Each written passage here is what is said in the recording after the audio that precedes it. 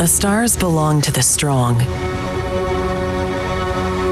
From our humble beginnings fighting for survival, we relentlessly grew our strength and expanded our borders into the unknown.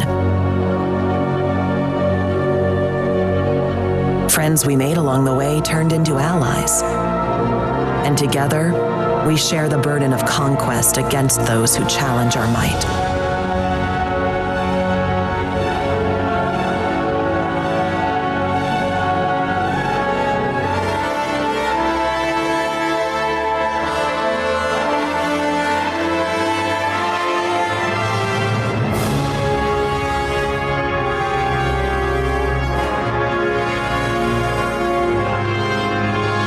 We were born to the stars. There is no sector beyond our reach, no planet too distant. We will fight for total control of the galaxy. That is the legacy that was entrusted to us. The stars are ours.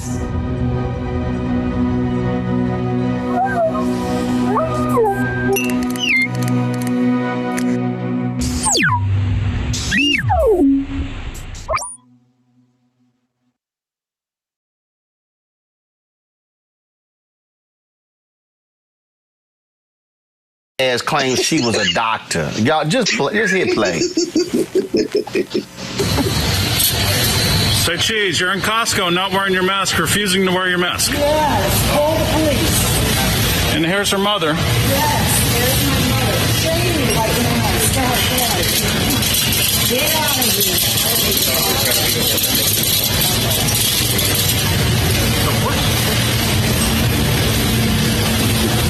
Can you call your manager? Sorry? Can you call her your manager? Yes.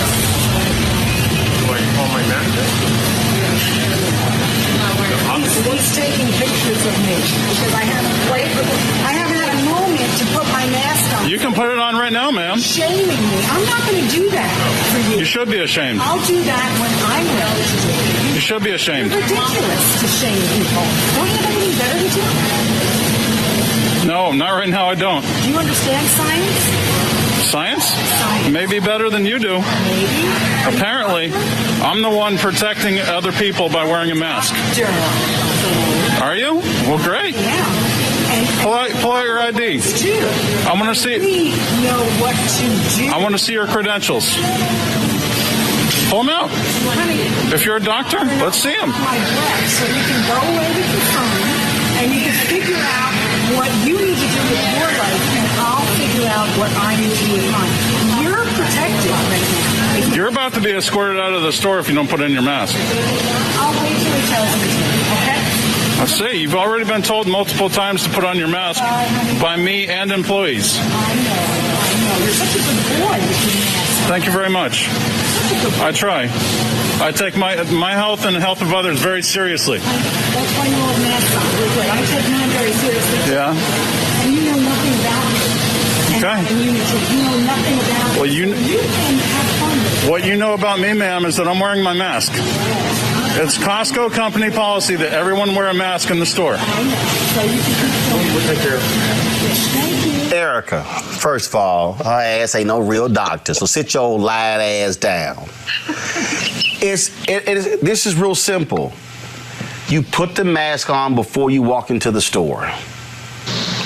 All that gum smacking she was doing, actually, first of all, your mama old as hell. Oh, come on. No, your mama old as hell. Okay? Your mama in a high-risk group. If your ass a real doctor, how you letting your mama roll up in Costco in her damn scooter without the mask on?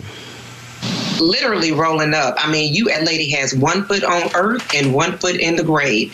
And so this is really kind of par we've seen for the course. White people have been willing and have been able to do whatever they wanted to do. And now we have the United States #1 in confirmed coronavirus cases, And the number of deaths has been attributed largely to folks not wearing masks. It's just that simple. Reese reposted Bill Nye, which I thought was hilarious. It was like a 1-minute video of him putting on an N95 mask, showing that, listen, you can even sneeze in this and you see that the droplets don't go forward, but this is what the mask does. But see, when there is not a level of hostility that's shown towards Black and brown folks afforded to white people, you have a class of people that feel as though they can walk around and do whatever they want to because their Humpty Dumpty son of a Klansman, foolish, mediocre white president is doing the exact same, refusing to wear a mask. So until there is some type of national guideline for all of the Karens that call their lawyers before they go to the dentist's office, which why would you do that? And then this Costco lady with her mom, the crypt keeper, rolling up behind her. We'll see more of these videos. You spoke of the Bill Nye video. Actually, here it is. Go to my iPad. In the medical environment and when you're out mowing the lawn. This one's not sterilized, but it's pretty effective. So the reason we want you to wear a mask is to protect you, sure. But the main reason we want you to wear a mask is to protect me from you and the particles from your respiratory system from getting into my respiratory system. Everybody, this is a matter literally of life and death. And when I use the word literally, I mean literally a matter of life and death. So when you're out in public, please wear a mask. Thank you for joining me on Consider the Following. You're absolutely right. You've got these idiots who are just following Leo Donald Trump. These people are just nuts. There's no other way to explain what the hell wrong with these people. I don't get it. I think they're crazy. They're just nuts. And so, again, my deal is tell them you can't bring your ass in here, no mask. But I'm telling you right now, and I'm warning y'all keep rolling up on people. Somebody gonna knock you the hell out. Gonna knock you smooth the hell out. Yeah. And I'm gonna be like Smokey. You got knocked! I'm just letting y'all know. I have mace, so I'm ready for you. I'm just letting y'all know. I'm just letting y'all know what's gonna happen. I'm just keep warning y'all. So if y'all want to keep being famous with these videos, keep acting a fool. All right, folks. Shout out to the people who give $50 or more. Join our Bring the Fuck fan club. Brian Hall, Carlton Hickman and Carol, Carola Boza Mead, Coolest Williams, C.W. Owens, Dalton Bramwell, Dante Pugh, Deborah Keys White, Deborah Zinquist, Doretta Gaston, Elgin Woodside, Elizabeth Nelson, Farley Johnson, Gregory, Harry Hall, Ilona, Ingrid Moy, Jasmine Johnson Hameen, Keith Cleanskills, Kimmy Wise, KW Remodeling, Lemuel Gray, Lisa Norman, Lola Tatum, Marilyn McGee, Melvin Dogan, Nichelle Hagans, Nikita Pope, Robert White, Robin, Ronald Connolly, Sharon Mills, Sharon Smith, Tatiana Victor, Tommy Green, Tony Gardner, Valerie Darden, Women of Icon International, Yowania Jenkins, Yvette Sims, Yvonne Gill, Yvonne Hova.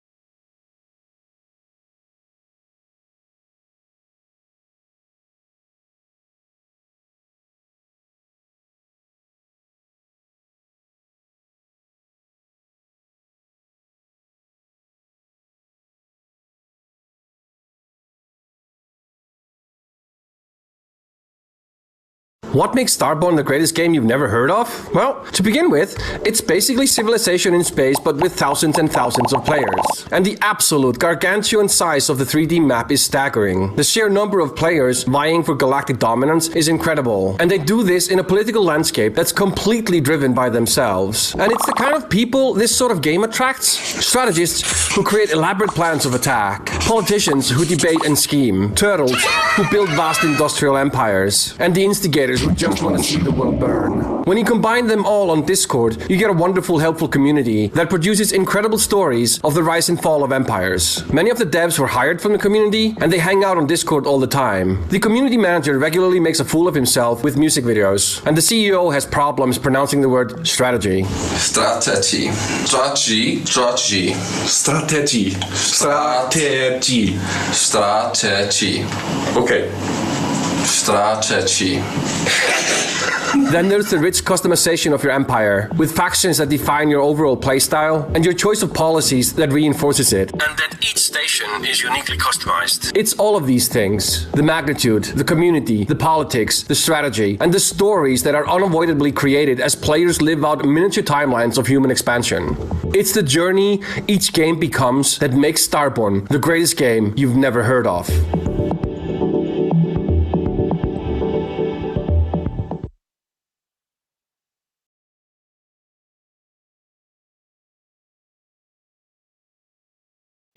حميم حميم حميم حميم حميم حم الأمر وجاء النصر فعلينا لا ينصرون حميم تنزيل الكتاب من الله العزيز العليم غافر الذنب وقابل التوب شديد العقاب ذي الطول لا إله إلا هو إليه المصير بسم الله بابنا تبارك حيطاننا ياسين سقفنا كافها يا عين صاد كفاتنا حميم عين سين قاف حمايتنا فسيكفيكهم الله وهو السميع العليم فسيكفيكهم الله وهو السميع العليم فسيكفيكهم الله وهو السميع العليم ستر العرش مسبول علينا وعين الله تعالى ناظرة إلينا بحول الله تعالى لا يقدر علينا والله من ورائهم محيط بل هو قرآن مجيد في لوح محفوظ فالله خير حافظا وأرحم الراحمين فالله خير حافظا وأرحم الراحمين فالله خير حافظا وأرحم الراحمين إن ولي الله الذي نزل الكتاب وهو يتولى الصالحين إن ولي الله الذي نزل الكتاب وهو يتولى الصالحين إن ولي الله الذي نزل الكتاب وهو يتولى الصالحين حسبي الله لا إله إلا هو عليه توكلت وهو رب العرش العظيم حسبي الله لا إله إلا هو عليه توكلت وهو رب العرش العظيم حسبي الله لا إله إلا هو عليه توكلت وهو رب العرش العظيم بسم الله الذي لا يضر مع اسمه شيء في الأرض ولا في السماء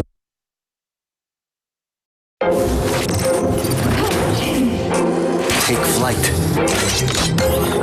Smokes down.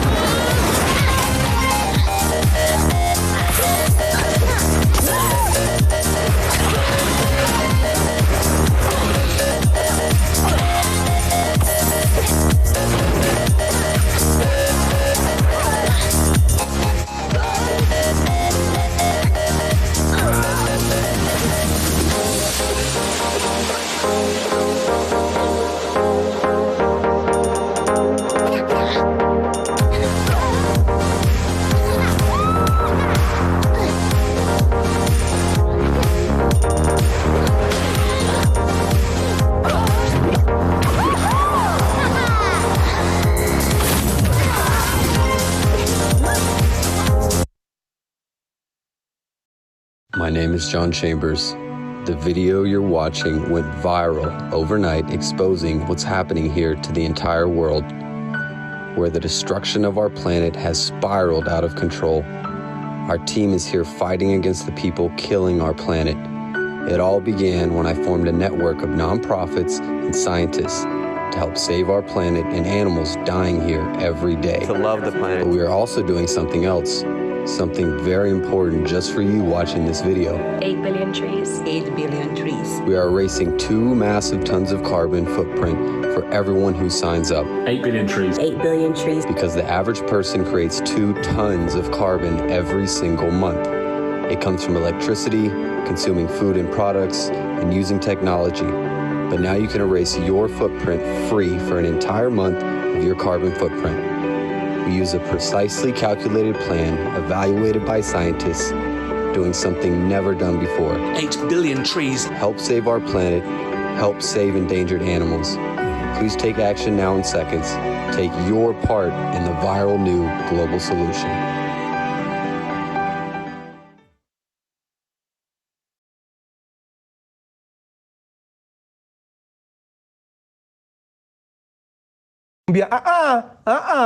Usipande matatu nikiwa hapa nani, kuja, come, sit here. Unaenda wapi? Wanye, let's go. Utapanda matatu nikiwa hapa, bra. I got you. Yeah. Nauliza, have you ever met your mentor wa Mercedes Benz? Imagine Ishmael. What? Guys, I don't know if I should tell this story, but I have a story. Let me.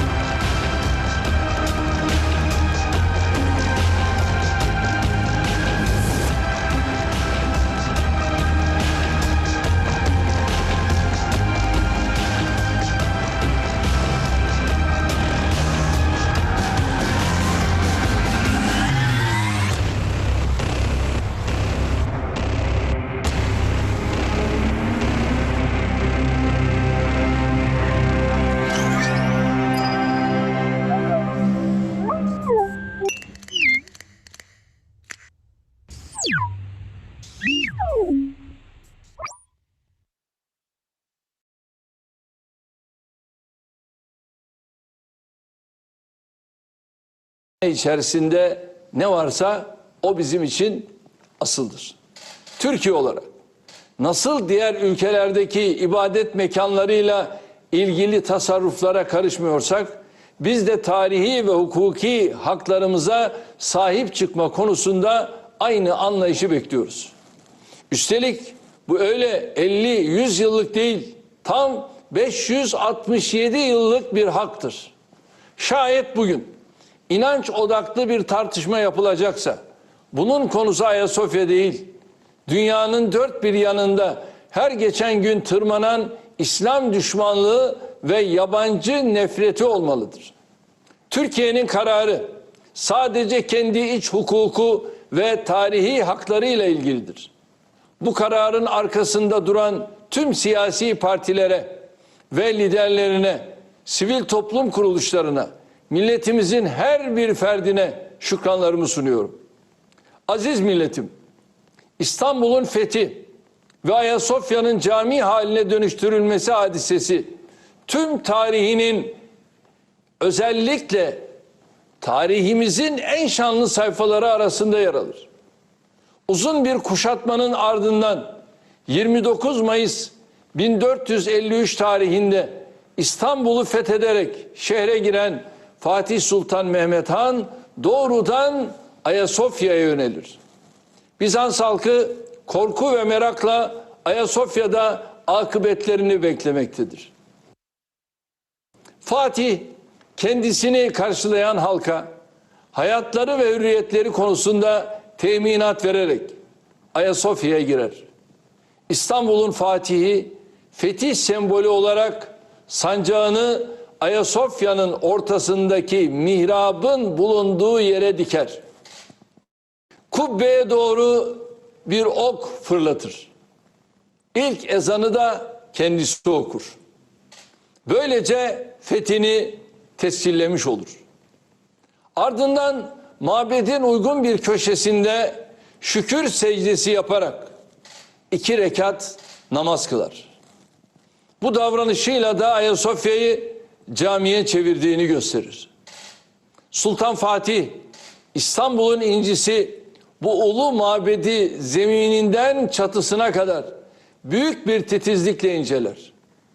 Tarihçilerin yazdığına göre Ayasofya'nın kubbesine çıkan Fatih Sultan Mehmet Han yapının ve çevrenin harap görüntüsü karşısında şu meşhur Farsça beyti söyler. Perde dari mi konet ber kasri Kayser ankebut büm nobet mi zenet der taremi efrasiyab.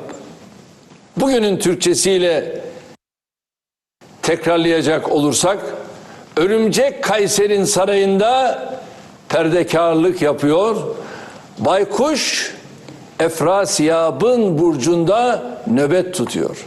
Evet, Fatih Sultan Mehmet Han işte böylesine harap, bitap, perişan bir İstanbul ve Ayasofya devralmıştır. Esasen Fatih'in teslim aldığı Ayasofya daha önce aynı yere yapılan ilk 2 kilise kargaşa dönemlerinde yakılıp yıkıldığı için 3. defa inşa edilmiş bir eserdir. Fethin ardından 3 günlük hummalı bir çalışmayla ilk cuma namazı için Ayasofya ibadete hazır hale getirilir. Devlet erkanı ve askeriyle beraber camiye giren Fatih burada kubbeleri çınlatan tekbirler ve salavatlarla karşılanır. Ayasofya'daki ilk cumanın hutbesini Fatih irad eder. Namazı da hocası Akşemseddin Hazretleri kıldırır. Fatih diğer Hristiyan mezhepleri de himayesi altına alarak gelişmesini sağlar.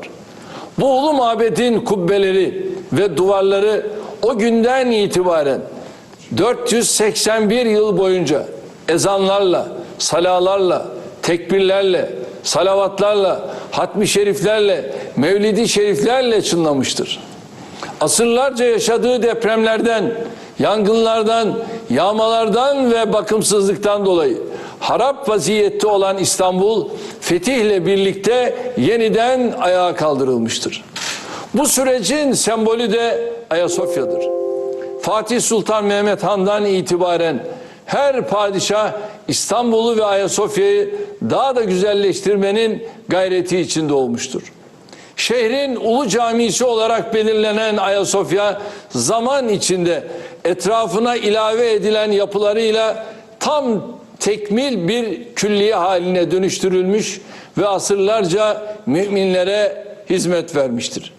Neredeyse takip eden her asırda büyük onarımlara tabi tutulan eklemlerle daha da güzelleştirilen Ayasofya'ya milletimiz hep göz bebeği gibi bakmıştır.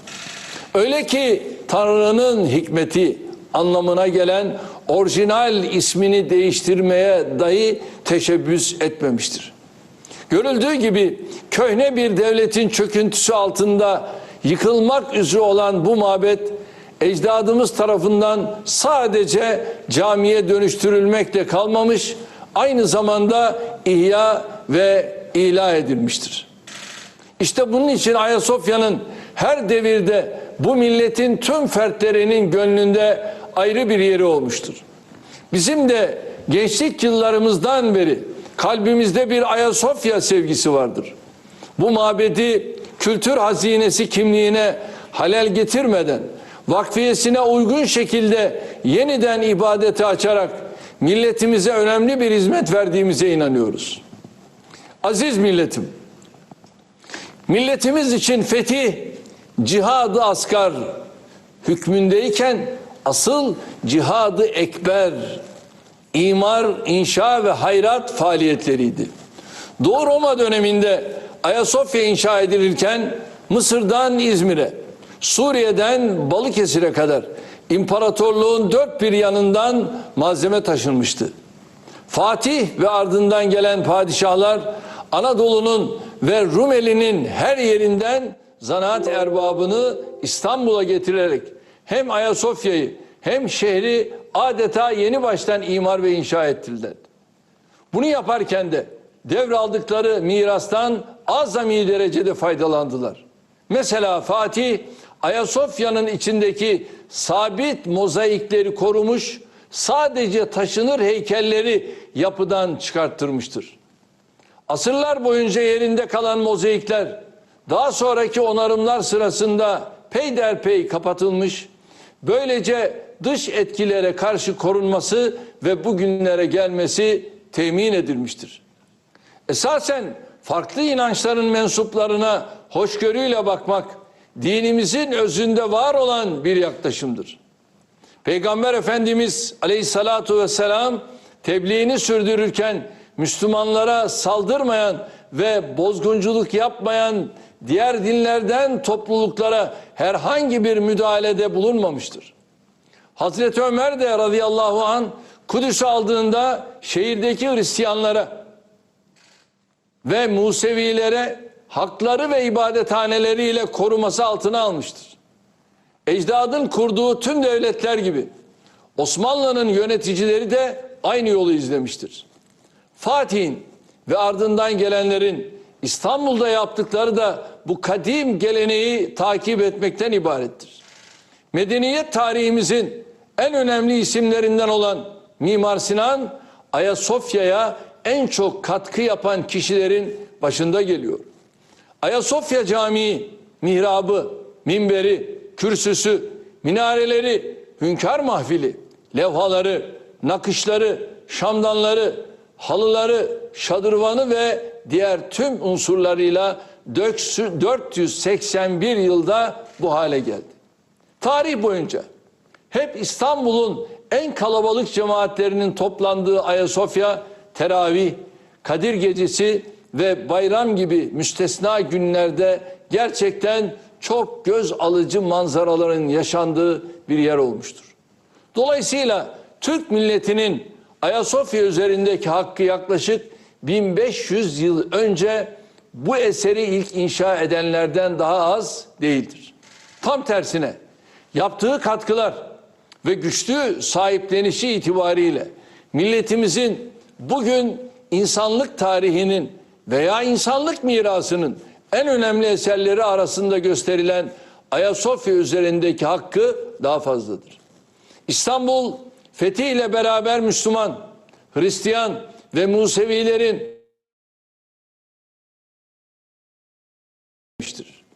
tarih fethettiğimiz her yerde refahı, güveni, huzuru ve hoşgörüyü hakim kılmak için verdiğimiz büyük mücadelelerin şahididir. Bugün de ülkemizin her köşesindeki camilerimiz yanında her inanca ait binlerce tarihi mabet vardır.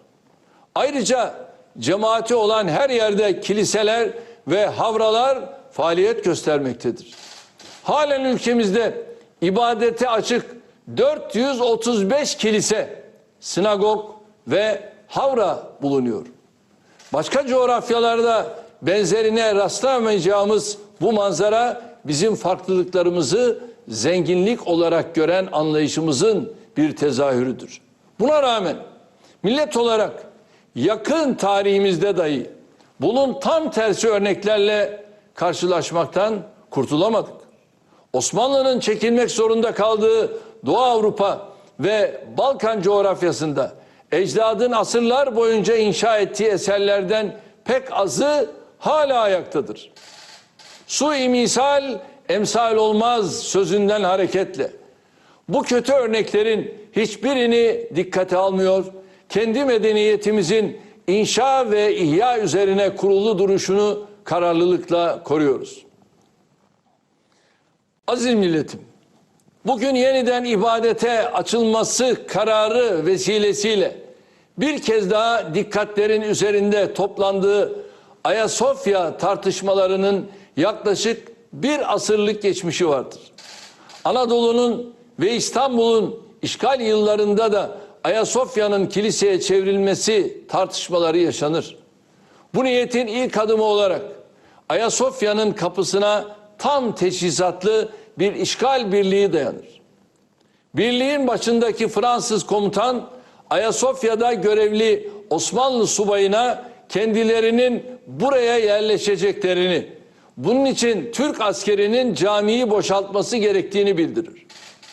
Askerleriyle birlikte Ayasofya'yı koruyan binbaşı Tevfik Bey onlara şu cevabı verir: buraya giremezsiniz ve giremeyeceksiniz. Çünkü burası bizim mabedimizdir.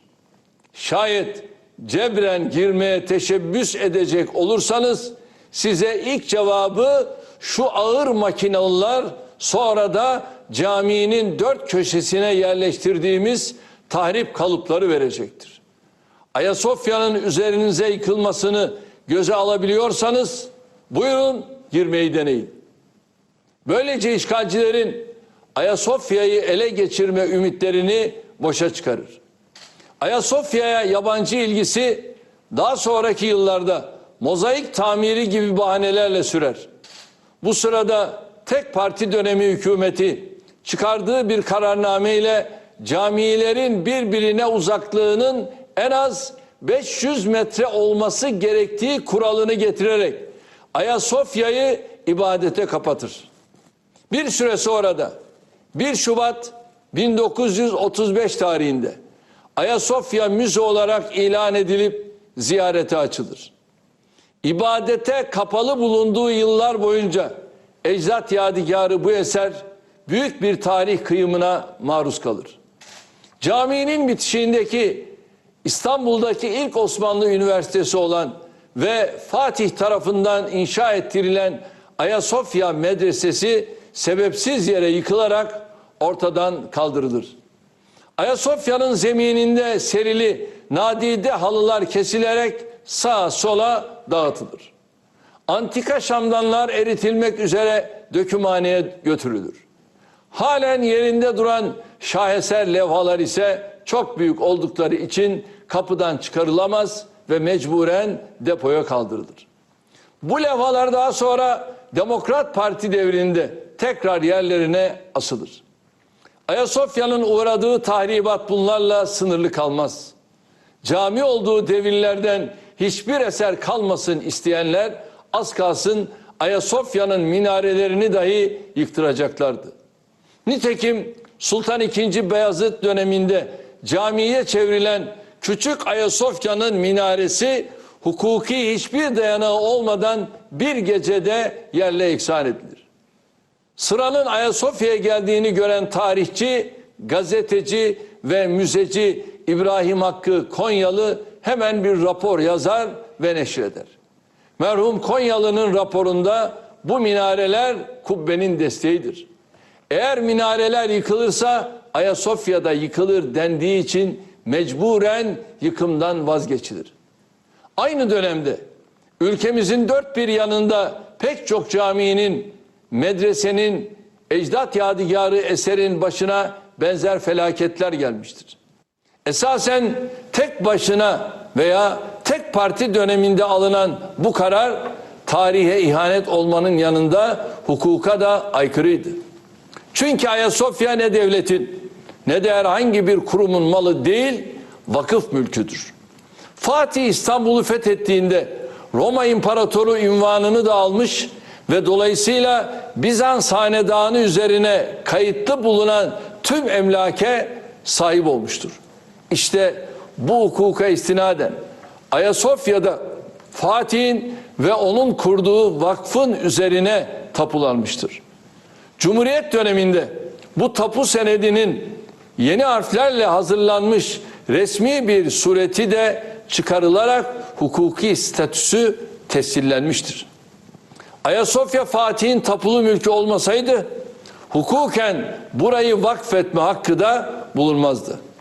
Fatih Sultan Mehmet Han Ayasofya'yı da içeren 1 Haziran 1453 tarihli yüzlerce sayfalık vakfiyesinin bir yerinde aynen şunları söylüyor. Kim bu Ayasofya'yı camiye dönüştüren vakfiyemi değiştirir, bir maddesini tebdil eder, onu iptal veya tedile koşarsa, fasit veya fasık bir teville veya herhangi bir dalavereyle Ayasofya Camii'nin vakıf hükmünü yürürlükten kaldırmaya kastederse, aslını değiştirir, füruğuna itiraz eder ve bunları yapanlara yol gösterir, yardım ederse, kanunsuz olarak onda tasarruf yapmaya kalkar, camilikten çıkarır ve sahte evrak düzenleyerek mütevellilik hakkı gibi şeyler isterse yahut onu kendi batıl defterine kaydeder veya yalandan kendi hesabına geçirirse huzurunuzda ifade ediyorum ki en büyük haramı işlemiş ve günahı kazanmış olur. Bu vakfiyeyi kim değiştirirse Allah'ın, peygamberin, meleklerin, bütün yöneticilerin ve dahi bütün Müslümanların ebediyen laneti onun ve onların üzerine olsun. Azapları hafiflemesin. Haç gününde yüzlerine bakılmasın. Kim bunları işittikten sonra hala bu değiştirme işine devam ederse günahı onu değiştirene ait olacaktır. Allah'ın azabı onlaradır. Allah işitendir, bilendir. Evet, bugün alınan karar aynı zamanda Fatih'in işte bu ağır bedduasından kurtulmamızı sağlamıştır. Gerçi aynı zihniyet bugün de bırakınız Ayasofya'nın hüznünü gidermeyi, İstanbul'un en gözde camisi Sultan Ahmet'i müzeye dönüştürmeyi teklif edebilmektedir. Bu geçmişte Sultanahmet Camii'ni resim galerisi, Yıldız Sarayı'nı kumarhane, Ayasofya'yı caz kulübü olarak kullanmayı da düşünmüş. Hatta bir kısmını gerçekleştirmişti. Her dönemde olduğu gibi günümüzde de bu bakış açısı çağdaşlık kisvesi altında çağ dışı bir anlayışın tezahürüdür. Vatikan'ın müze haline dönüştürülerek ibadete kapatılmasını talep etmekle Ayasofya'nın müze olarak kalmasında ısrarcı olmak aynı mantığın ürünüdür. Bunun bir adım sonrası insanlığın en eski mabedi olan Kabe'nin ve yine kadim mabet Mescid-i Aksa'nın da müzeye dönüştürülmesi isteğidir. Rabbim ülkemizi ve insanlığı bu zihniyetten ilelebet muhafaza eylesin diyorum. Rabbim bir daha bu milleti değerlerine düşmanlık edenlerle sınamasın diyorum. Aziz milletim, bazı eserler vardır ki bunlar milletlerin ve devletlerin sembolüdür. Ayasofya'da işte bu sembollerimizden biridir. Yahya Kemal 1922 yılında yazdığı bir makalede şöyle diyor. Bu devletin iki manevi temeli vardır. Fatih'in Ayasofya minaresinden okuttuğu ezan ki hala okunuyor. Selim'in Hırkayı Saadet önünde okuttuğu Kur'an ki hala okunuyor. Yine Yahya Kemal'in ifadesiyle Ayasofya'nın milletimiz için anlamı şu şekildedir. Bir zamanlar hendeseden abide zannettimdi. Kubben altında bu cumhura bakarken şimdi. Senelerden beri rüyada görüp özlediğim cedlerin mağfiret iklimine girmiş gibiyim. Evet. Şairin cedlerin mağfiret iklimi olarak tarif ettiği bu mabet maalesef uzunca bir süre ezan ve Kur'an sesinden mahrum kalmıştır. Önce 1980'de, ardından 1991'de Ayasofya'nın hünkâr mahfili ibadete açılmışsa da ana yapısı itibariyle bu mabedin boynu hep bükük kalmaya devam etmiştir. Fikir ve sanat insanlarımızın hemen hepsi Ayasofya'nın öksüzlüğü konusunu yazılarında, konuşmalarında dile getirmiştir. Merhum Necip Fazıl Kısakürek, Türk'ün bu vatanda kalıp kalmayacağından şüphe edenler, Ayasofya'nın da açılıp açılmayacağından şüphe eder diyerek bu konudaki inancını ortaya koyar. Gençliğimizde bir konferansı Mesdames et messieurs, bonjour, bienvenue à cette conférence de presse consacrée à la votation du 27 septembre sur l'initiative de l'imitation. Pour vous en parler aujourd'hui, la conseillère fédérale Karine Keller-Souter, chef du département fédéral de justice et police, le conseiller national Pierre-Yves Maillard, qui est président de l'Union syndicale suisse, Hans-Ulrich Bigler, directeur de l'Union suisse des arts et métiers, Valentin Vogt, président de l'Union patronale suisse, et Adrian Wüttrich, président de Travail Suisse. Madame la conseillère fédérale, vous avez la parole. Ja, vielen herzlichen Dank. Guten Morgen, geschätzte Damen und Herren. Ich freue mich, dass Sie heute Zeit gefunden haben für unser Thema. Aufgeschoben ist ja nicht aufgehoben. Eigentlich hätten wir, das wissen Sie, im Mai über die Begrenzungsinitiative abstimmen sollen und wegen der Corona-Pandemie musste die Abstimmung bekanntlich verschoben werden. Und dass wir im September jetzt wie gewohnt wieder Volksabstimmungen haben, das freut mich sehr. Und es freut mich auch, dass die epidemiologische Lage es auch erlaubt hat, vor einer Woche die Grenzen mit der EU-EFTA wieder vollständig zu öffnen und damit auch die Personenfreizügigkeit mit den EU- und EFTA-Staaten wiederherzustellen. Das ist ein wichtiger Schritt für unsere persönliche Freiheit, für unsere Volkswirtschaft und damit für unseren Wohlstand und unsere Arbeitsplätze in diesem Land. Es ist ein wichtiger Beitrag zum wirtschaftlichen Neustart nach der Krise. Ich werde heute von den Sozialpartnern begleitet.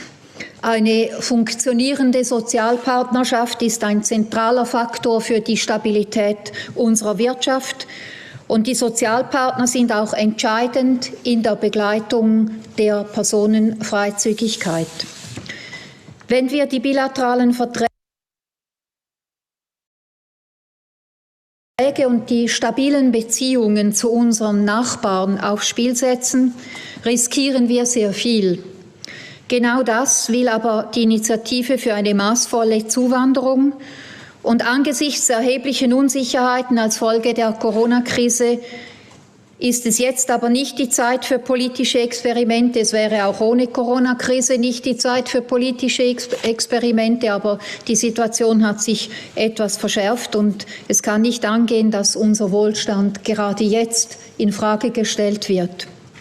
La pandemia ci ha anche ricordato quanto siano importanti i lavoratori UE per alcuni settori. Nel solo Ticino oltre 4.000 frontalieri italiani lavorano nel ramo sociosanitario.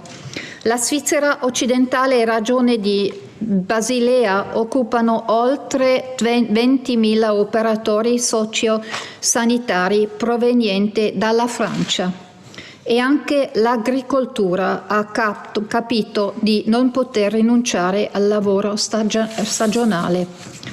Die Begrenzungsinitiative, über die wir im September abstimmen, verlangt das Ende dieser Personenfreizügigkeit, Die Initianten behaupten, dass unsere inländischen Fachkräfte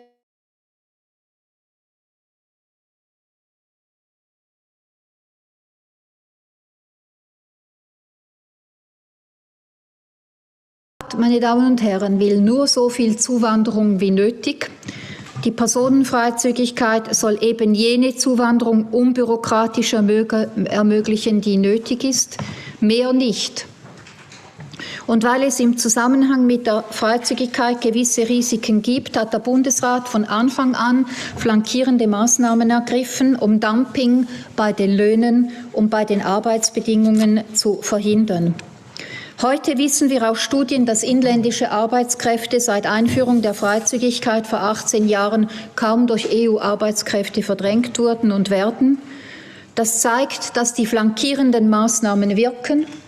Und es zeigt auch, dass die Arbeitgeber ihre Verantwortung wahrnehmen. Nicht nur der Bundesrat, sondern auch die hier anwesenden Sozialpartner viel unternommen, um sicherzustellen, dass die inländischen Arbeitskräfte wettbewerbsfähig bleiben. Ich erwähne hier die Stellenmeldepflicht in Berufsarten mit hoher Arbeitslosigkeit, von der Stellensuchende in der Schweiz profitieren und das Maßnahmenpaket, das der Bundesrat vor einem Jahr gestützt auf einen Vorschlag der hier anwesenden Sozialpartner zugunsten der inländischen Arbeitskräfte verabschiedet hat. Es enthält 7 Maßnahmen zur Förderung der Weiterbildung oder auch Coachings. Diese Maßnahmen richten sich speziell an Personen über 50 Jahren. Sie sollen gezielt gestärkt werden, damit sie im Arbeitsmarkt bleiben können. Und für ausgesteuerte Arbeitslose kurz vor der Pensionierung hat nach dem Bundesrat jetzt auch das Parlament die Überbrückungsleistung beschlossen. Nun geht es bei der Abstimmung am 27. September aber nicht nur um die Personenfreizügigkeit. Als Teil der bilateralen 1 ist das Freizügigkeitsabkommen eng mit 6 weiteren für die Wirtschaft zentrale Abkommen verknüpft. Es geht daher im September auch um die grundsätzliche Frage, ob wir den bewährten bilateralen Weg aufs Spiel setzen wollen oder nicht.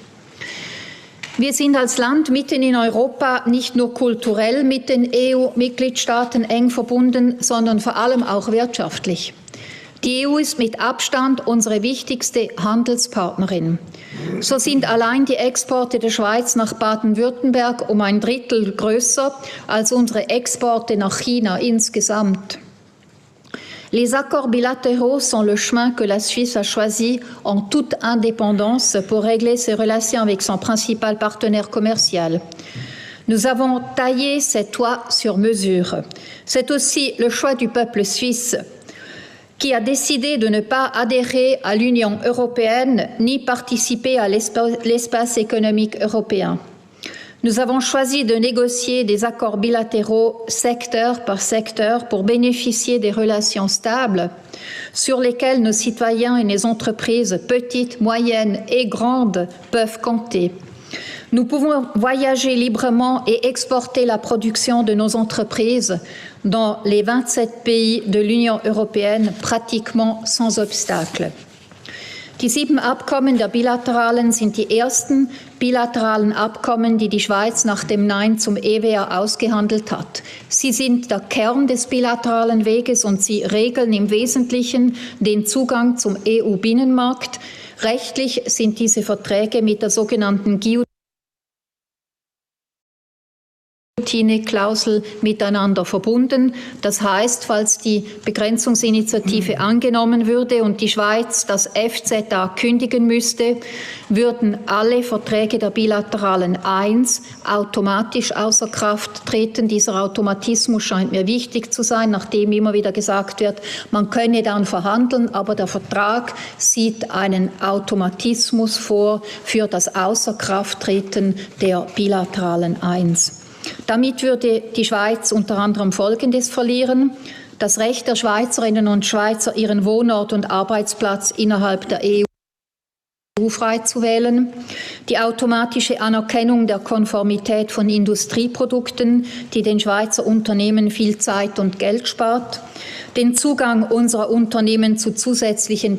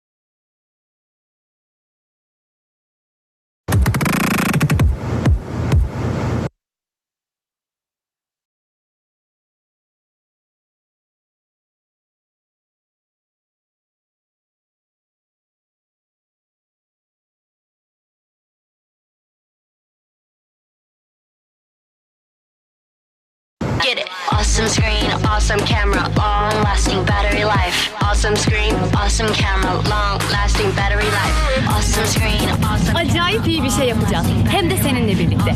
TikTok ve Instagram'da acayip iyi hashtagini takip etmeyi unutma. 13 Haziran'ı bekle.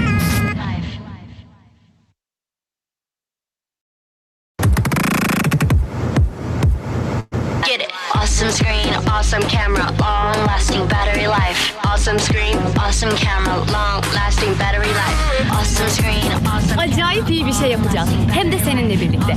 TikTok ve Instagram'da acayip iyi hashtagini takip etmeyi unutma. 13 Haziran'ı bekle.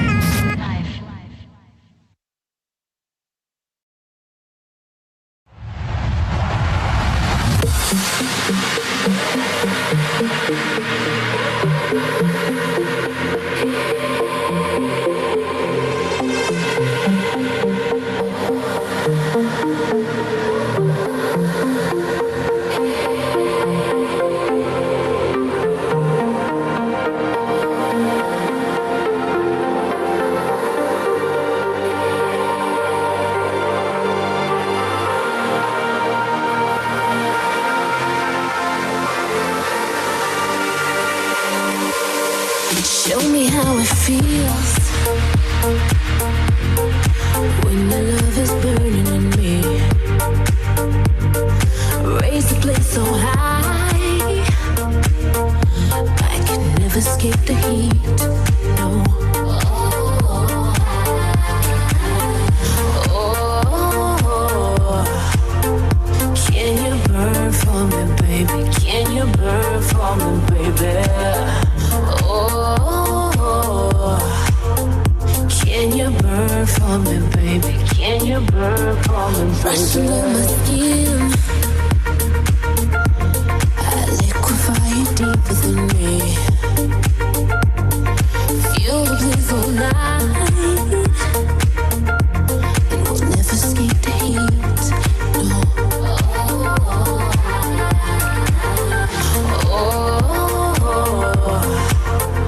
Can you burn for me, baby? Can you burn for me, baby? Oh, can you burn for me, baby? Can you burn for me, baby?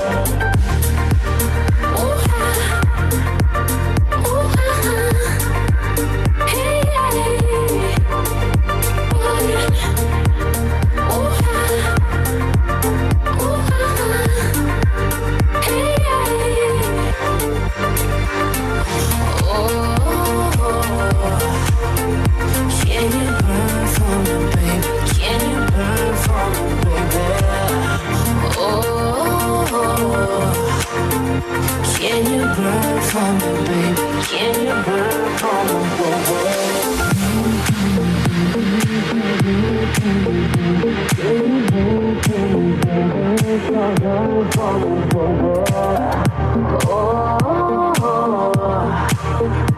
Can you burn for me, baby? Can you burn for me, baby?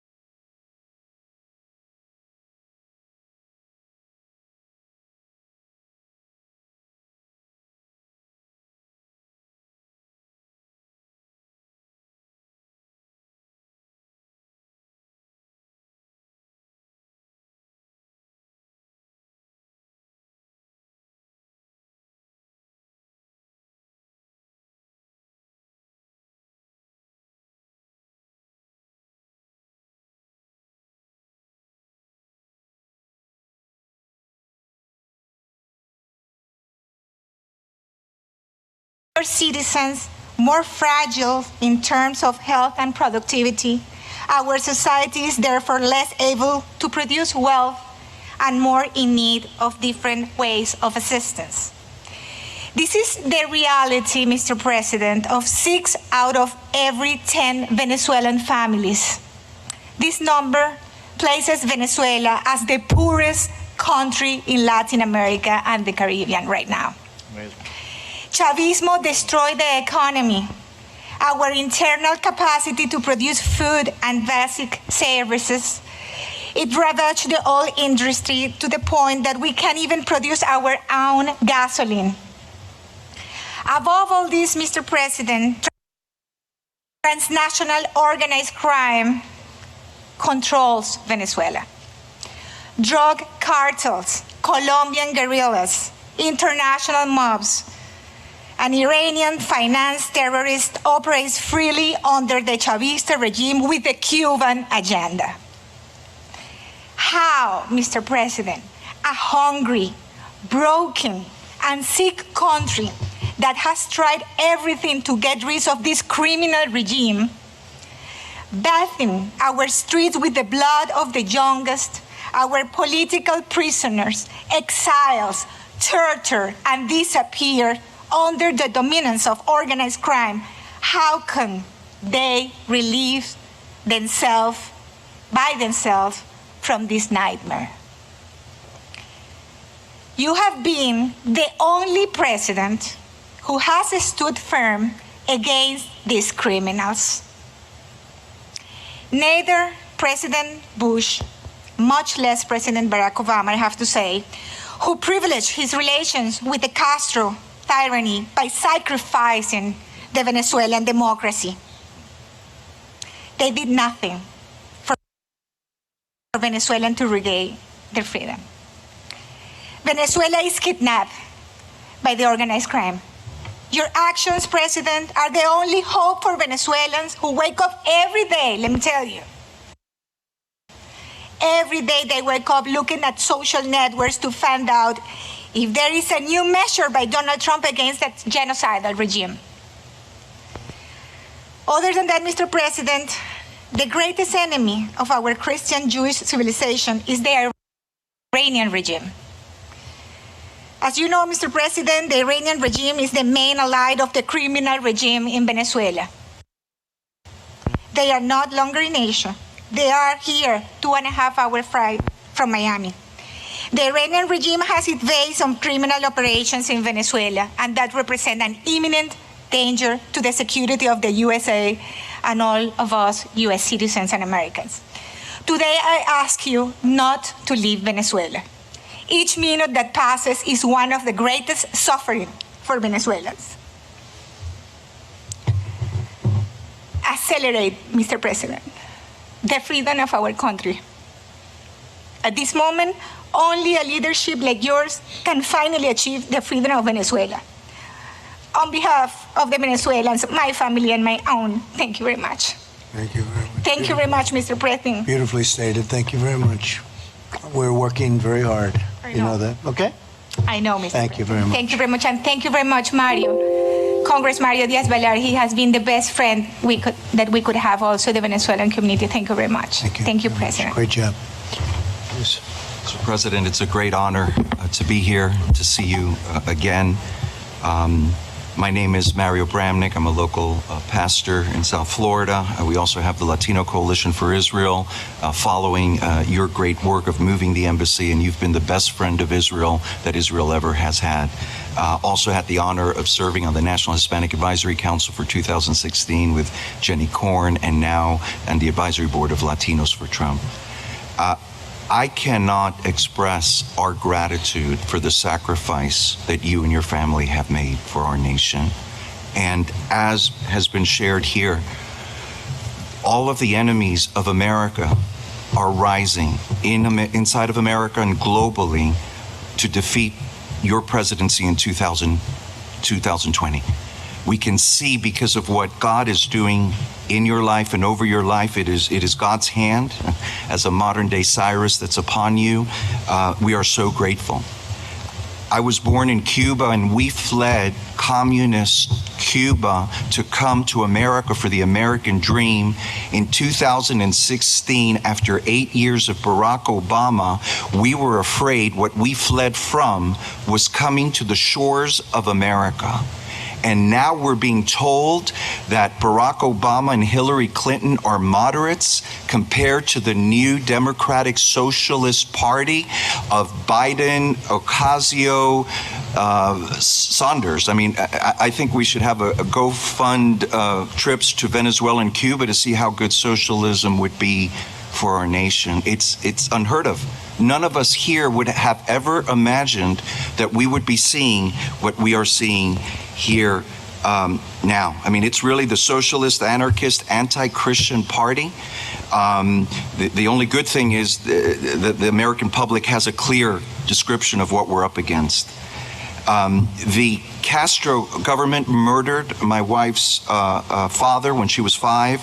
We visited Cuba a year ago, and there's such poverty and misery where professionals make $80 a month. There's shortages of all kinds of food, and they live in buildings that would be unsafe structures here in America. Thank you for cracking down on the Castro regime and reversing Obama's détente. We as Cuban Americans are grateful and applaud that action. Under a Biden administration, he would undo that action and begin to support the communist regime. Thank you. Before COVID-19, we had the best record Hispanic unemployment of 3.9%, lowest poverty rate amongst Hispanics, and the Hispanic median income was best than ever. We're seeing an amazing economic turnaround, and you, Mr. President, are our best hope to make America great again. There's no one else that can do what you did, and we know you're already doing it now. And I've been with you so often. We love you. Te amamos mucho. I know your heart for the Hispanics. I know your heart for the immigrants. I know your heart for the African Americans. I was with Pastor Paula at the beginning, and I said, at the end of your terms, you will be known as a champion for Hispanic Americans and for African Americans, and I believe all will know because I know your heart and your labor for our community.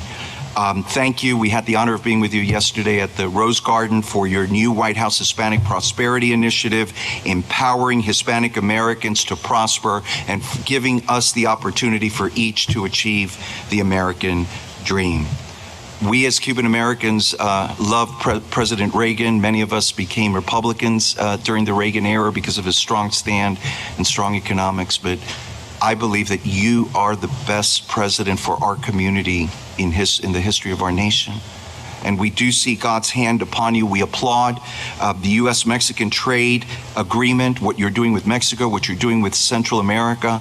And I believe that Cyrus mantle over your life also, in a sense, the leadership. In our organization, we deal with heads of state in Latin America on their move of their embassy. They're all looking to your leadership, to the vice president, to this administration. And really, there's so much in the balance. And I'll end with this. We were at a White House dinner, and I said, Mr. President, we pray for you. There's a bullseye on your chest, and there's a terrible attack against you, your family, and what you have to endure. And we're praying for you, for the First Lady, and for your family. But it's not so much an attack against you. It's an attack against the soul of our nation. You are what is standing between capitalism and communism. You are what is standing between prosperity and poverty, between liberty and tyranny for our nation. I would dread to think what would happen if you're not our president, but I know with all that you're doing and because of God's hand upon you that we will prevail in 2020. If we lose 2020, we lose our nation. Our freedom of speech, our freedom of religion, as was mentioned, and our freedom of press, and yet there's a complicit press not realizing what they're supporting, they're going to lose their own rights. It's 1776 all over again, and we are here with you, praying for you, mobilizing to make sure that we don't lose our nation. In closing, thank you so much for your leadership, for your sacrifice, for your moral clarity, your bold determination, and your unwavering commitment to the Hispanic Americans, to all Americans, and to our democratic ideals. Thank you so much. Thank you very much, Professor. Very nice, beautiful. Thank you. Thank you. Please. Thank you, Mr. President. My name is Lorenzo Di Stefano. I was born in Caracas, Venezuela, and I have a bachelor's degree in administrative science. In Venezuela, I started my family and worked professionally in the insurance business. In the year 2000, I had an opportunity for my business to grow, and political change in Venezuela was emerging. So I decided to move my family to the United States under a L1, L2 visa. The initial idea was to stay 4 to 5 years here in Miami, then return to my country. But due to the political disaster in Venezuela, we decided to choose an American residency and stay in Miami. I was lucky to invest in the gastronomic field, which was a hobby for me, but it became a reality, and so I was one of the owners of El Arepaso. As the business was growing and due to fire in El Arepaso 2 was created, and in less than a year, the partnership dissolves, making me the sole owner of El Arepaso 2. I was there that my true feelings towards Venezuela emerged. I started to participate and get more involved with the problems that my Venezuelan brother and sister live day in and day out. I always tried to help and give the best I could give from Miami. I saw how sad my Venezuelan brother and sister were of leaving Venezuela, even though fleeing insecurity and hunger. Those who had the possibility of arriving in Miami didn't know where to go, how to invest or work. In short, many of them looked for help in my business, and there were always people who could help them, making El Arepaso 2 the Venezuelan Versailles. Mr. President, Venezuela was a paradise. It had everything. And unfortunately, the mistake was made to choosing a president who would guide the country to Castro communist terrorism and drug trafficking. With this topic, I could exceed my time. Therefore, I want to conclude with the following. Mr. President, Venezuela is already having socialist and communist problems. On behalf of all my Venezuelan people, American Republican, I ask you not to allow this to happen to the United States of America, and to please continue with more sanctions and more economic pressure on Venezuela, since we all know that a humanitarian intervention is not easy to exercise, but neither impossible. God bless you, God bless America, and thank you, Mr. President, and Trump for more years more. Thank you very much. Beautiful. Thank you very much.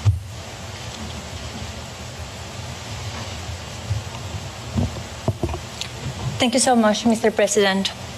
I'm truly honored to be here as a voice for freedom of the Cuban people and among so dear friends. Thank you, Mr. President, for meeting with us today, for your friendship, and for standing with us, the Cuban people, who wants to be free to decide our own destiny. Thank you, Mr. President, also, for your historic actions to support democracy in Cuba and to pressure the cruel communist dictatorship.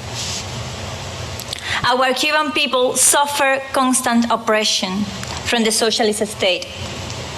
For more than 6 decades, communist Castro regime has imposed the culture of the exclusion and the discrimination against any Cuban with a divergent expression. They abolished our civil liberties, our freedom of faith and of speech. They tried to delete our history, our faith, and our culture. The Castro regime tied the hands of the Cuban people to make us poor and dependent, because communism mutilates the human soul in order to control the society. And those who raise their voice in favor of freedom, in favor of justice, those are risking prison and even death. This July 22nd will mark 8 years since my father, Oswaldo Paya, was assassinated by the communist regime. My father founded and led the Christian movement for liberation. He was a leader of the political opposition, but he was also a moral leader to thousands and thousands of people who demanded a right to have a voice and participate to change the system. He was the most generous man I ever met, and he was killed by the communist regime. They were trying to kill his legacy because they were in fear of the faithful, in fear of the conviction of a silent majority awakening and demanding freedom. And although the communist regime was able to kill my father, they were not able to kill his legacy. They were not able to extinguish the resolve of our people to secure our liberation. On the contrary, our resolve is stronger than ever. We carry on his work. Our movement grows faster every day. We will not relent until we are free. We are going to finish what he and many others started. I'm a freedom fighter, but there are many of us among Cuba and in this table also. And I know that you, Mr. President, you are also a fighter for the freedom of the United States and the freedom of the world. Mr. President, I invite you to join me in commemorating July 22nd to honor the victims of communism in all the Americas, to honor all of those who have fought and died defending democracy in Venezuela, in Nicaragua, in Cuba, and in other parts of our continent also. It is important, it's vital to raise our voices to call for liberation of the political prisoners and to stop the impunity of the Castro regime. The same impunity that Castro felt when he killed my father, thinking that the world was not going to react. Mr. President, Cuba is in crisis. Families are living through a deep humanitarian crisis and political repression.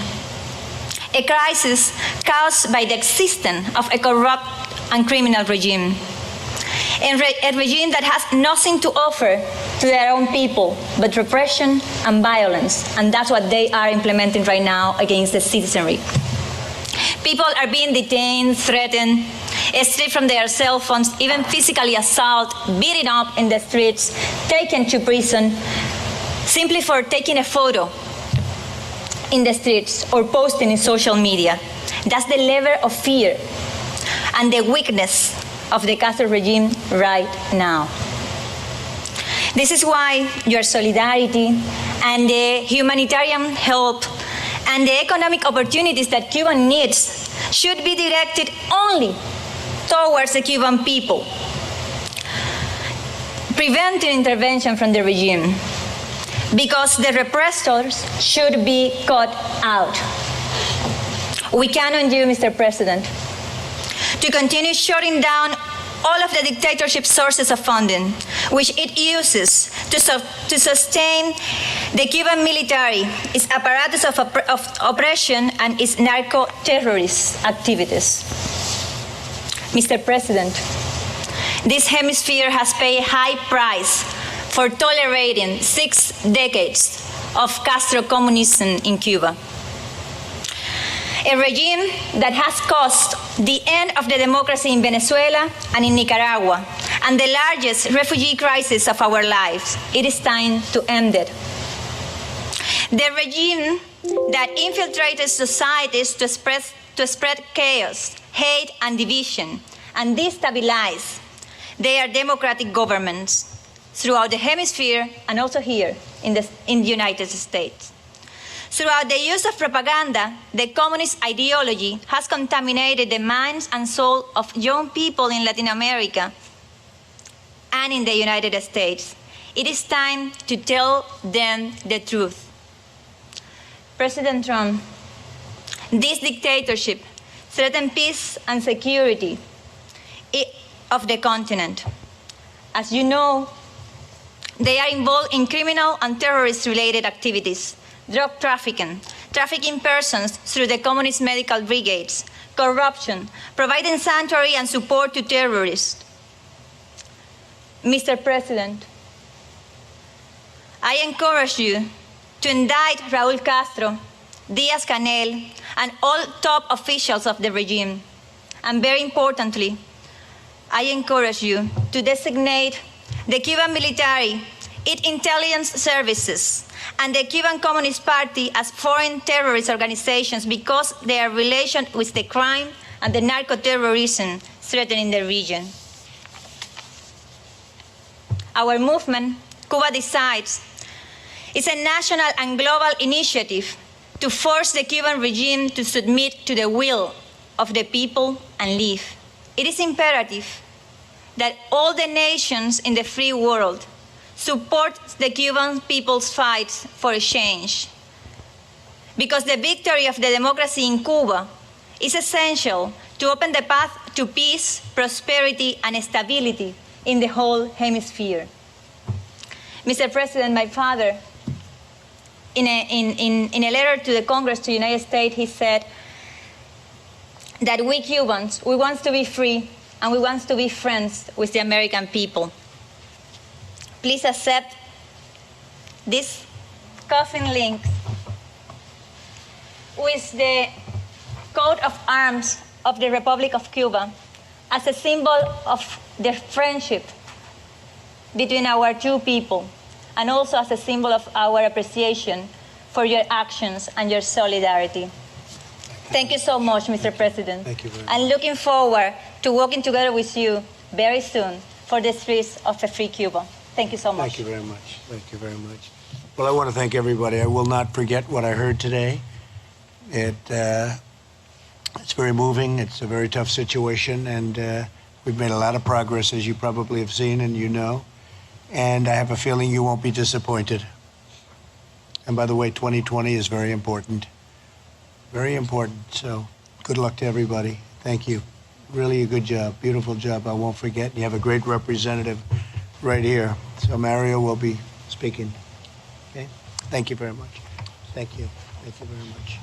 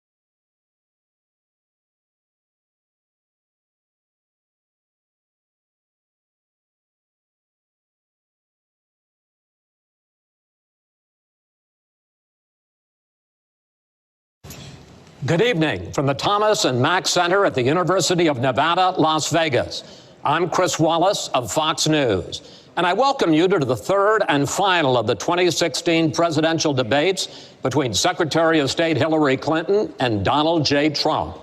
This debate is sponsored by the Commission on Presidential Debates. The commission has designed the format, 6 roughly 15-minute segments with 2-minute answers to the first question, then open discussion for the rest of each segment. Both campaigns have agreed to those rules.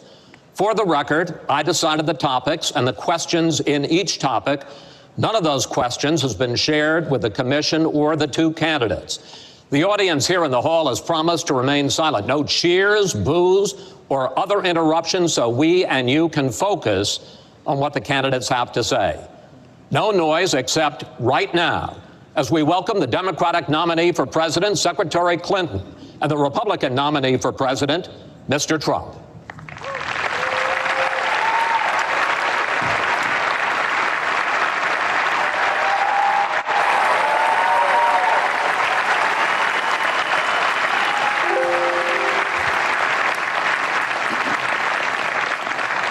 Secretary Clinton, Mr. Trump, welcome. Let's get right to it. The first topic is the Supreme Court.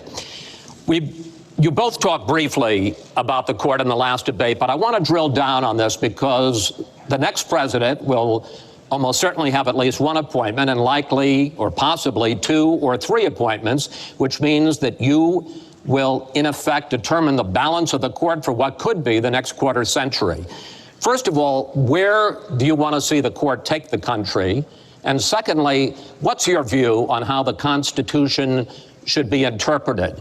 Do the founders' words mean what they say, or is it a living document to be applied flexibly according to changing circumstances? In this segment, Secretary Clinton, you go first. You have 2 minutes. Thank you very much, Chris, and thanks to UNLV for hosting us. You know, I think when we talk about the Supreme Court, it really raises the central issue in this election. Namely, what kind of country are we going to be? What kind of opportunities will we provide for our citizens? What kind of rights will Americans have? And I feel strongly that the Supreme Court needs to stand on the side of the American people, not on the side of the powerful corporations and the wealthy. For me, that means that we need a Supreme Court that will stand up on behalf of women's rights, on behalf of the rights of the LGBT community, that will stand up and say no to Citizens United, a decision that has undermined the election system in our country because of the way it permits dark, unaccountable money to come into our electoral system. I have major disagreements with my opponent about these issues and others that will be before the Supreme Court.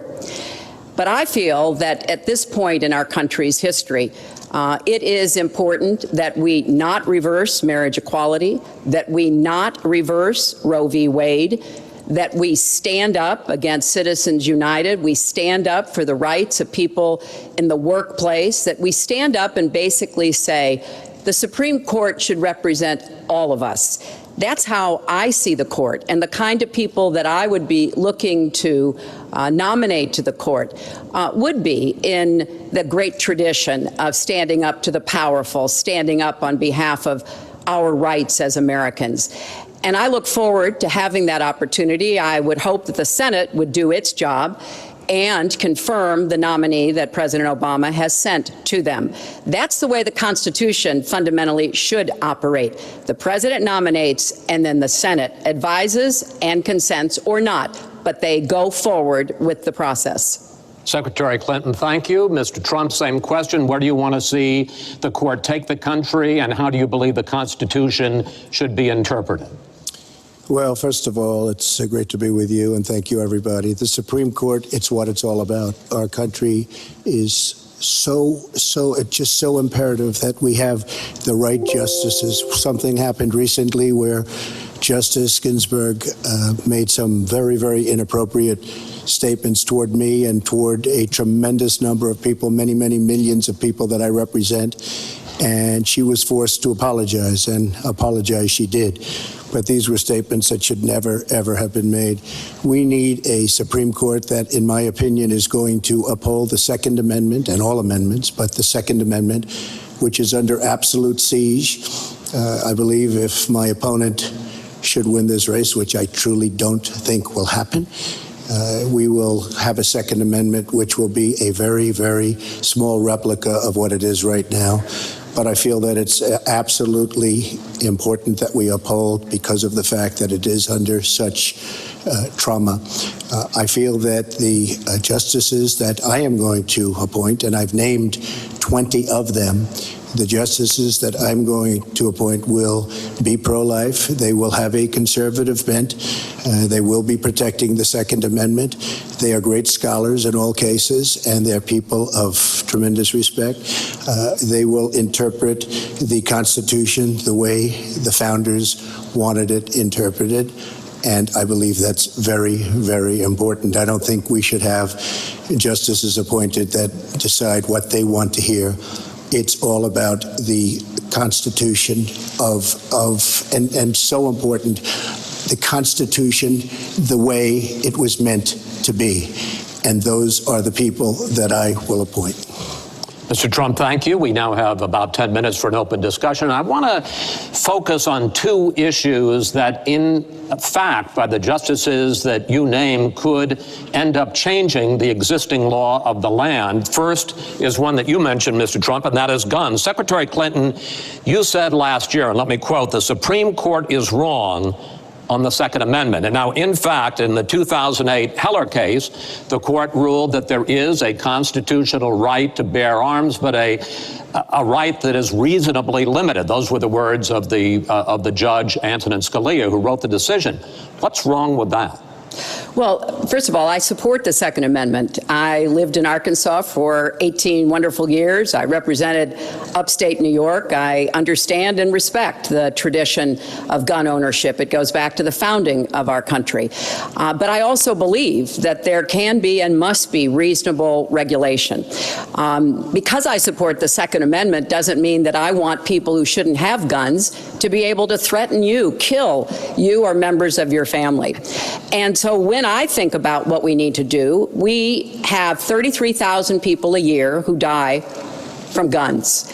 I think we need comprehensive background checks, need to close the online loophole, close the gun show loophole. There's other matters that I think are sensible, that are the kind of reforms that would make a difference, that are not in any way conflicting with the Second Amendment. You mentioned the Heller decision, and what I was saying that you referenced, Chris, was that I disagreed with the way the court applied the Second Amendment in that case, because what the District of Columbia was trying to do was to protect toddlers from guns. And so they wanted people with guns to safely store them.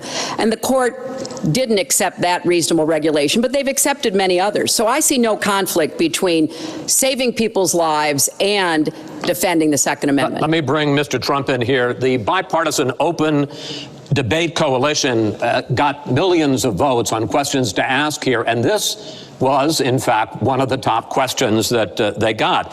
How will you ensure the Second Amendment is protected? You just heard Secretary Clinton's answer.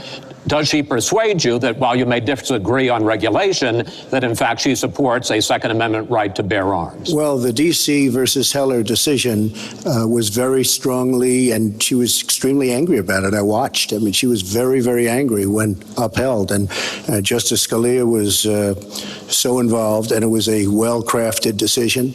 But Hillary was extremely upset, extremely angry, and people that believe in the Second Amendment and believe in it very strongly were very upset with what she had to say. Well, let me bring in Secretary Clinton. Were you extremely upset?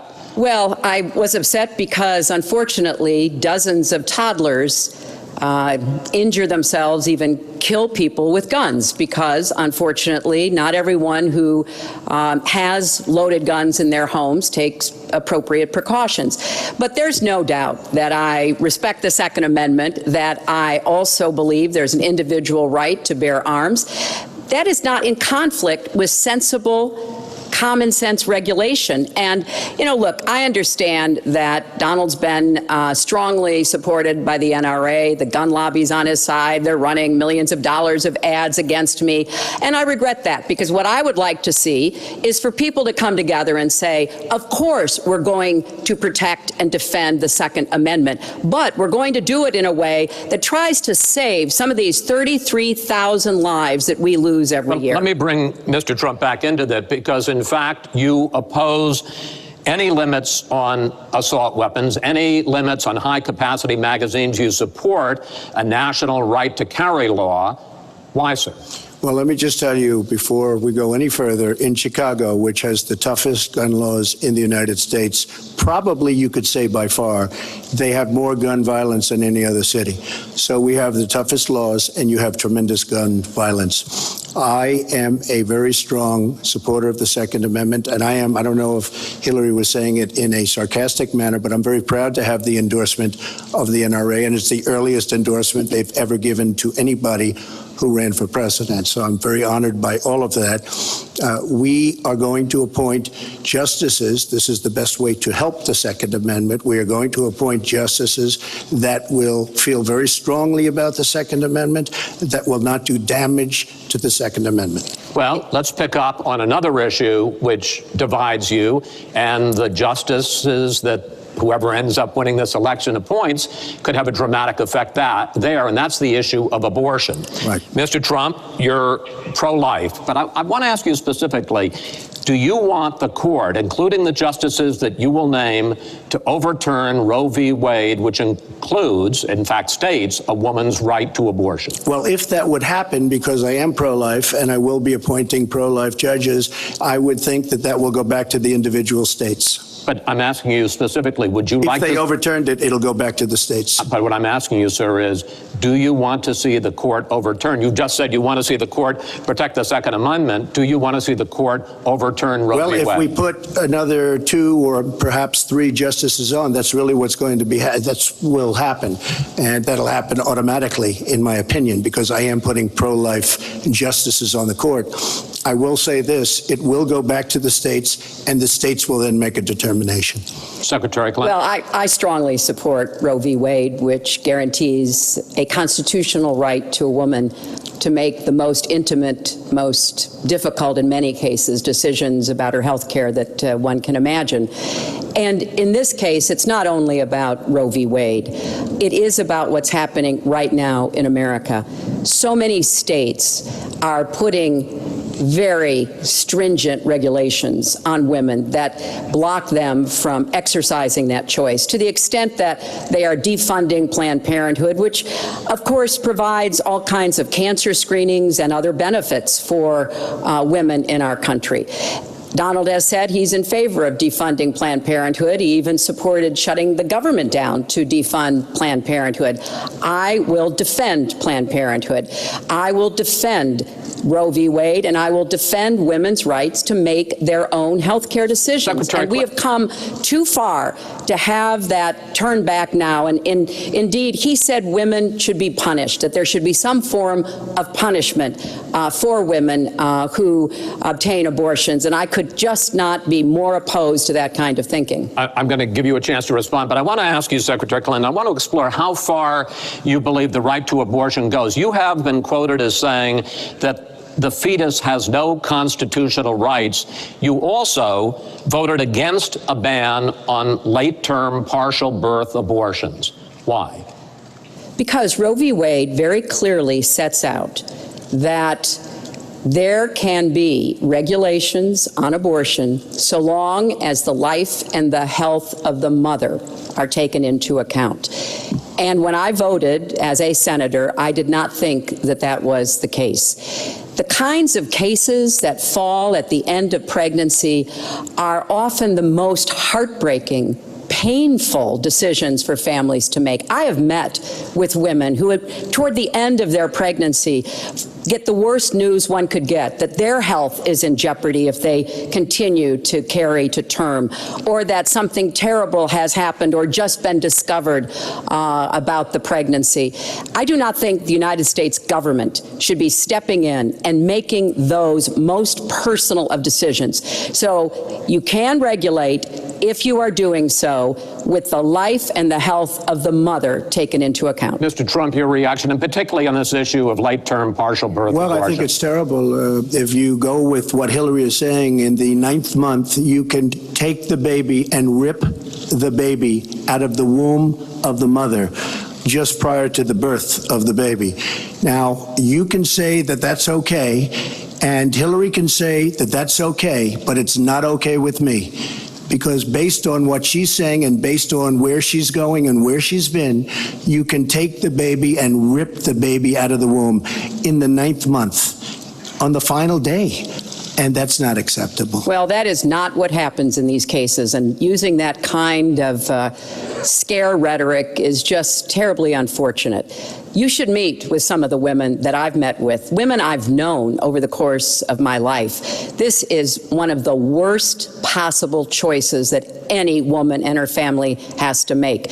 And I do not believe the government should be making it. You know, I've had the great honor of traveling across the world on behalf of our country. I've been to countries where governments either forced women to have abortions like they used to do in China, or forced women to bear children like they used to do in Romania. And I can tell you the government has no business in the decisions that women make with their families in accordance with their faith, with medical advice, and I will stand up for that right. All right.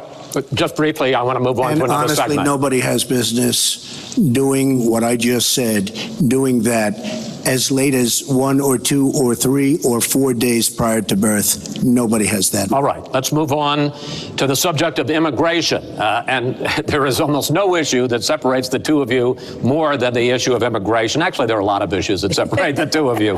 Mr. Trump, you want to build a wall. Secretary Clinton, you have offered no specific plan for how you want to secure our southern border. Mr. Trump, you are calling for major deportations. Secretary Clinton, you say that within your first 100 days as president, you're going to offer a package that includes a pathway to citizenship. The question really is, why are you right and your opponent wrong? Mr. Trump, you go first in this segment. You have 2 minutes. Well, first of all, she wants to give amnesty, which is a disaster and very unfair to all of the people that are waiting in line for many, many years. We need strong borders. In the audience tonight, we have 4 mothers of, I mean, these are unbelievable people that I've gotten to know over a period of years, whose children have been killed, brutally killed by people that came into the country illegally. You have thousands of mothers and fathers and relatives all over the country. They're coming in illegally. Drugs are pouring in through the border. We have no country if we have no border. Hillary wants to give amnesty. She wants to have open borders. The border secure, as you know, the Border Patrol agents, 16,500 plus ICE last week endorsed me. First time they've ever endorsed a candidate. It means their job is tougher, but they know what's going on. They know it better than anybody. They want strong borders. They feel we have to have strong borders. I was up in New Hampshire the other day. The biggest complaint they have, it's with all of the problems going on in the world, many of the problems caused by Hillary Clinton and by Barack Obama, all of the problems, their single biggest problem is heroin that pours across our southern borders, just pouring and destroying their youth. It's poisoning the blood of their youth and plenty of other people. We have to have strong borders. We have to keep the drugs out of our country. Right now, we're getting the drugs, they're getting the cash. We need strong borders. We need we cannot give amnesty. Now, I want to build the wall. We need the wall. The Border Patrol, ICE, they all want the wall. We stop the drugs. We shore up the border. One of my first acts will be to get all of the drug lords, all of the bad ones. We have some bad people in this country that have to go out. We're going to get them out. We're going to secure the border. And once the border is secured, at a later date, we'll make a determination as to the rest. But we have some bad hombres here, and we're going to get them out. Mr. Trump, thank you. The same question to you, Secretary Clinton. Basically, why are you right and Mr. Trump is wrong? Well, as he was talking, I was thinking about a young girl I met here in Las Vegas, Carla. who was very worried that her parents might be deported because she was born in this country, but they were not. They work hard, they do everything they can to give her a good life. And you're right, I don't want to rip families apart. I don't want to be sending parents away from children. I don't want to see the deportation force that Donald has talked about in action in our country.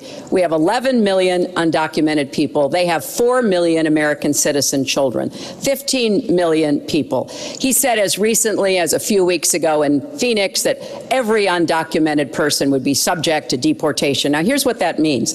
It means you would have to have a massive law enforcement presence, where law enforcement officers would be going school to school, home to home, business to business, rounding up people who are undocumented. And we would then have to put them on trains, on buses to get them out of our country. I think that is an idea that is not in keeping with who we are as a nation. I think it's an idea that would rip our country apart. I have been for border security for years. I voted for border security in the United States Senate. And my comprehensive immigration reform plan, of course, includes border security. But I want to put our resources where I think they're most needed, getting rid of any violent person, anybody who should be deported, we should deport them. When it comes to the wall that Donald talks about building, he went to Mexico, he had a meeting with the Mexican president, didn't even raise it, he choked, and then got into a Twitter war because the Mexican president said, we're not paying for that wall. So I think we are both a nation of immigrants and we are a nation of laws, and that we can act accordingly. And that's why I'm introducing comprehensive immigration reform within the first 100 days with a path to citizenship. Thank you, Secretary Clinton. I want to follow up. I think I should respond to that. First of all, I had a very good meeting with the president of Mexico, very nice man. We will be doing very much better with Mexico on trade deals, believe me. The NAFTA deal signed by her husband is one of the worst deals ever made of any kind, signed by anybody. It's a disaster. Hillary Clinton wanted the wall. Hillary Clinton fought for the wall in 2006 or thereabouts. Now, she never gets anything done, so naturally the wall wasn't built. But Hillary Clinton wanted the wall. Well, we are a country of laws. And by the way, no, wait. I'd like to hear from. I'd like to hear from Secretary Clinton. I voted for border security, and there are some limited places where that was appropriate. There also is necessarily going to be new technology and how best to deploy that. But it is clear when you look at what Donald has been proposing. He started his campaign bashing immigrants, calling Mexican immigrants rapists and criminals and drug dealers, that he has a very different view about what we should do to deal with immigrants. Now, what I am also arguing is that bringing undocumented immigrants out from the shadows, putting them into the formal economy will be good, because then employers can't exploit them and undercut Americans' wages. And Donald knows a lot about this. He used undocumented labor to build the Trump Tower. He underpaid undocumented workers, and when they complained, he basically said what a lot of employers do. You complain, I'll get you deported.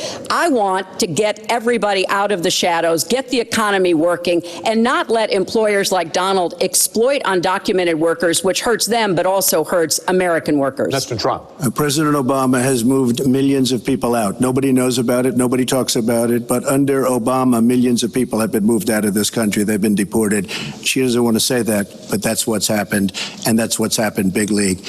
As far as moving these people out and moving, we either have a country or we don't. We're a country of laws. We either have a border or we don't. Now, you can come back in and you can become a citizen. But it's very unfair. We have millions of people that did it the right way. They're online, they're waiting. We're going to speed up the process, big league, because it's very inefficient. But they're online and they're waiting to become citizens. Very unfair that somebody runs across the border, becomes a citizen. Under her plan, you have open borders. You would have a disaster on trade, and you will have a disaster with your open borders. But what she doesn't say is that President Obama has deported millions and millions of people just the way Secretary it is. Clinton, We will not have open borders. Well, that is a rank mischaracterization. Secretary Clinton. We will have secure borders, but we will also have reform. And this used to be a bipartisan issue. Ronald Reagan was the last president to sign immigration reform, and George W. Bush supported it as well. Secretary Clinton, I want to clear up your position on this issue, because in a speech you gave to a Brazilian bank for which you were paid $225,000, we've learned from the WikiLeaks that you said this, and I want to quote, "My dream is a hemispheric common market with open trade and open borders." So that's the question. That's the question. Please quiet, everybody.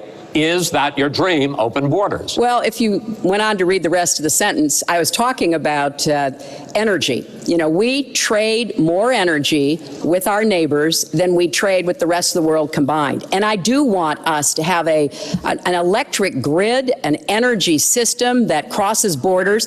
I think that would be a great benefit to us. But you are very clearly quoting from WikiLeaks. And what's really important about WikiLeaks is that the Russian government has engaged in espionage against Americans. They have hacked American websites, American accounts of private people, of institutions. Then they have given that information to WikiLeaks for the purpose of putting it on the internet.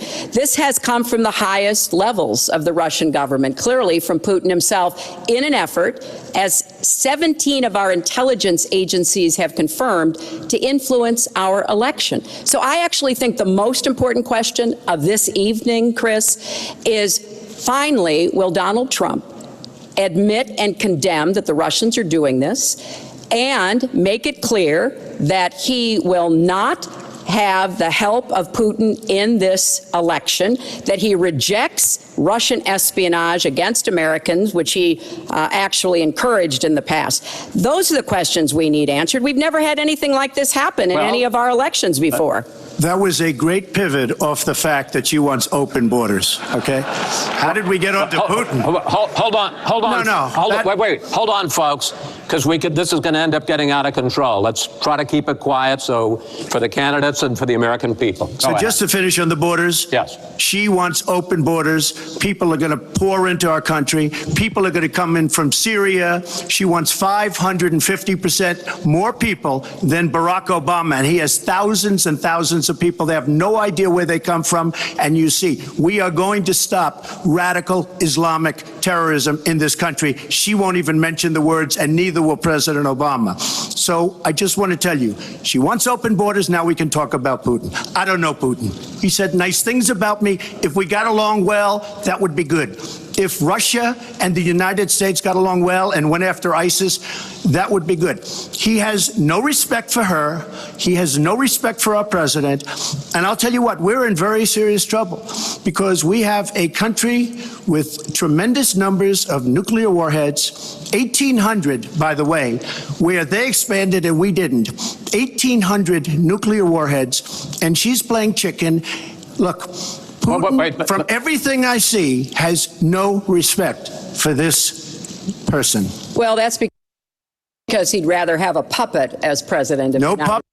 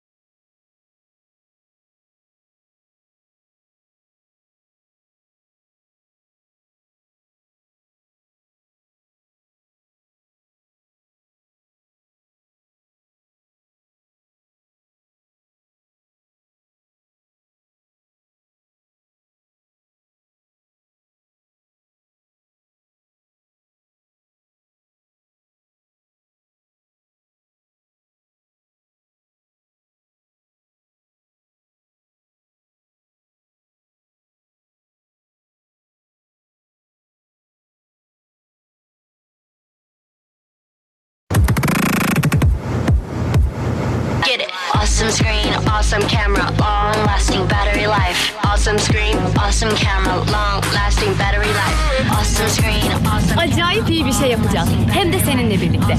TikTok ve Instagram'da acayip iyi hashtagini takip etmeyi unutma. 13 Haziran'ı bekle.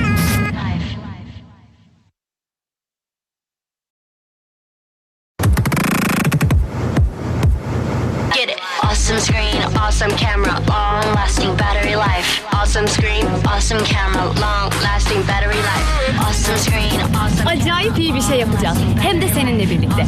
TikTok ve Instagram'da acayip iyi hashtagini takip etmeyi unutma. 13 Haziran'ı bekle.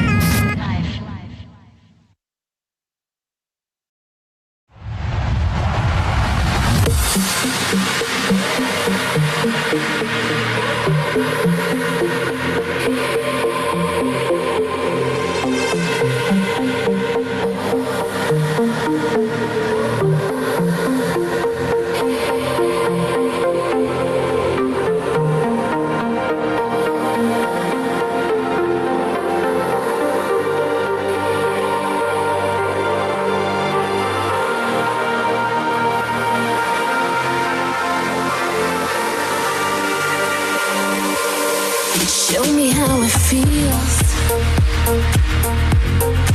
when your love is burning in me.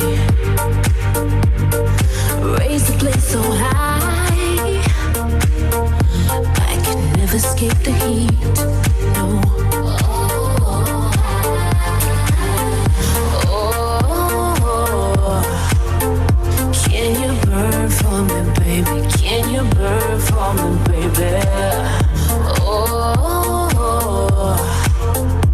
Can you burn for me, baby? Can you burn for me, baby? Rushing on my skin, I liquefy you deep within me. Feel the blaze all night, and we'll never escape the heat. No.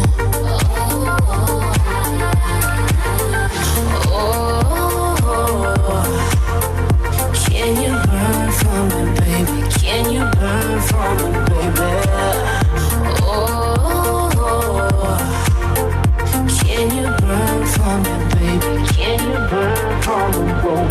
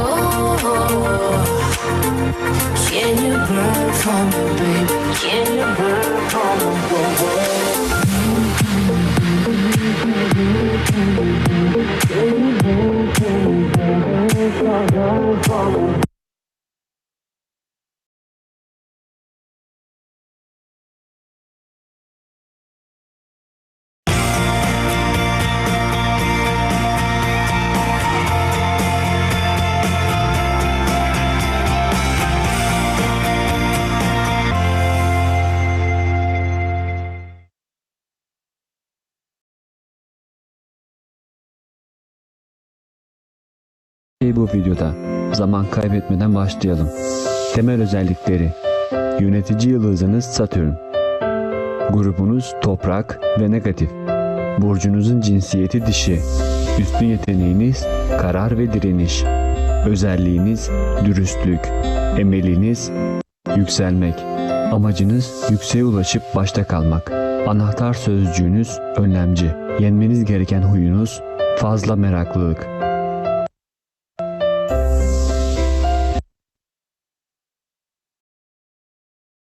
22 Aralık temel özellikleri arasında yönetici yıldızınız Satürn, Oğlak burcusunuz. Grubunuz toprak ve negatif. Oğlak burcunuzun cinsiyeti dişi. Üstün yeteneğiniz karar ve direniş. Özelliğiniz dürüstlük, emeliniz Oğlaklarda yükselmek, amacınız yükseğe ulaşıp başta kalmak, anahtar sözcüğünüz önlemci, yenmeniz gereken huyunuz çok fazla meraklılık.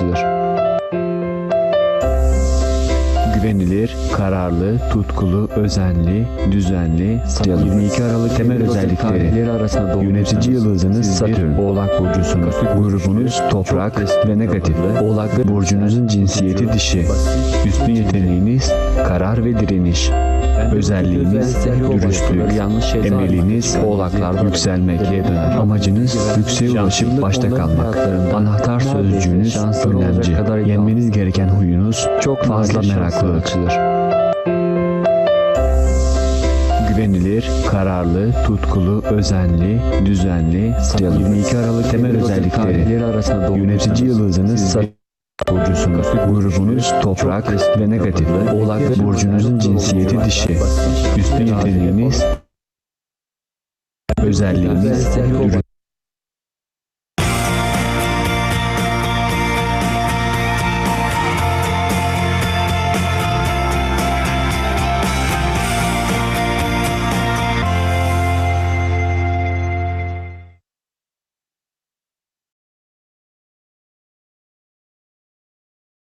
Bu videoda zaman kaybetmeden başlayalım. Temel özellikleri: yönetici yıldızınız Satürn. Grubunuz toprak ve negatif. Burcunuzun cinsiyeti dişi. Üstün yeteneğiniz karar ve direniş. Özelliğiniz dürüstlük. Emeliniz yükselmek. Amacınız yükseğe ulaşıp başta kalmak. Anahtar sözcüğünüz önlemci. Yenmeniz gereken huyunuz fazla meraklılık.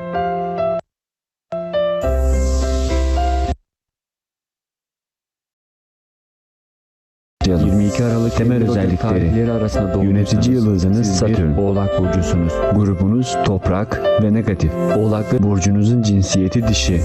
Üstün yeteneğiniz karar ve direniş. Özelliğiniz dürüstlük. Emeliniz oğlaklarda yükselmekle döner. Amacınız yükseğe ulaşıp başta kalmak. Anahtar sözcüğünüz önlemci. Yenmeniz gereken huyunuz çok fazla meraklılık. Güvenilir, kararlı, tutkulu, özenli, düzenli, 22 Aralık temel özellikleri arasında yönetici yıldızınız Satürn, Oğlak burcusunuz. Grubunuz toprak ve negatif. Oğlak burcunuzun cinsiyeti dişi. Üstün yeteneğiniz karar ve direniş. Özelliğiniz dürüstlük. Emeliniz oğlaklarda yükselmekle döner. Amacınız yükseğe ulaşıp başta kalmak. Anahtar sözcüğünüz önemli. Yenmeniz gereken huyunuz çok fazla meraklılık. Güvenilir, kararlı, tutkulu, özenli, düzenli, 22 Aralık temel özellikleri arasında yönetici yıldızınız Satürn burcusunuz. Grubunuz toprak ve negatif. Oğlak burcunuzun cinsiyeti dişi. Üstün yeteneğiniz, özelliğiniz dürüstlük. Emeliniz oğlaklarda yükselmekle döner. Amacınız yükseğe ulaşıp başta kalmak. Anahtar sözcüğünüz önemli. Yenmeniz gereken huyunuz çok fazla meraklılık. Karşı karşıya güvenilir, kararlı, tutkulu, özenli, düzenli, 22 Aralık temel özellikleri arasında yönetici yıldızınız Satürn burcusunuz.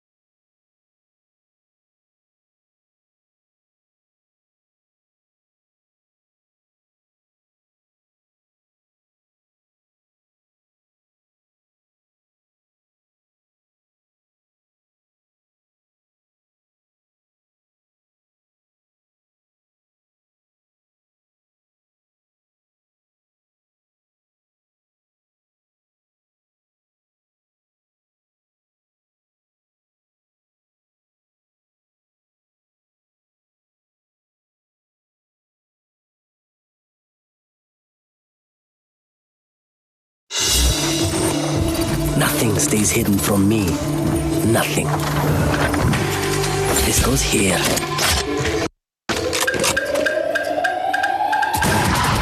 Eagle-eyed. Cage triggered. Found you. Squash the last bug.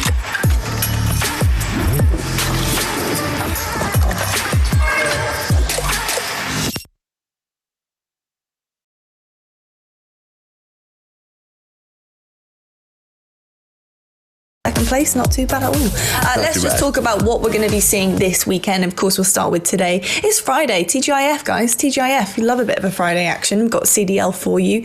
We're going to have a look at our bracket right now just to see where our teams and how the journey is going to go with our Group A and Group B, of course. Starting things off in Group A, we do have Toronto Ultra taking on Paris Legion. We've got FaZe taking on LAG.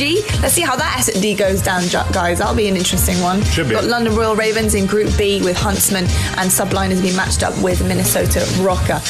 Talking about Legion and Ultra to begin with, because that's where we're going to be starting our day off, kindly, of course, with our US Army schedule on your screens in just a second.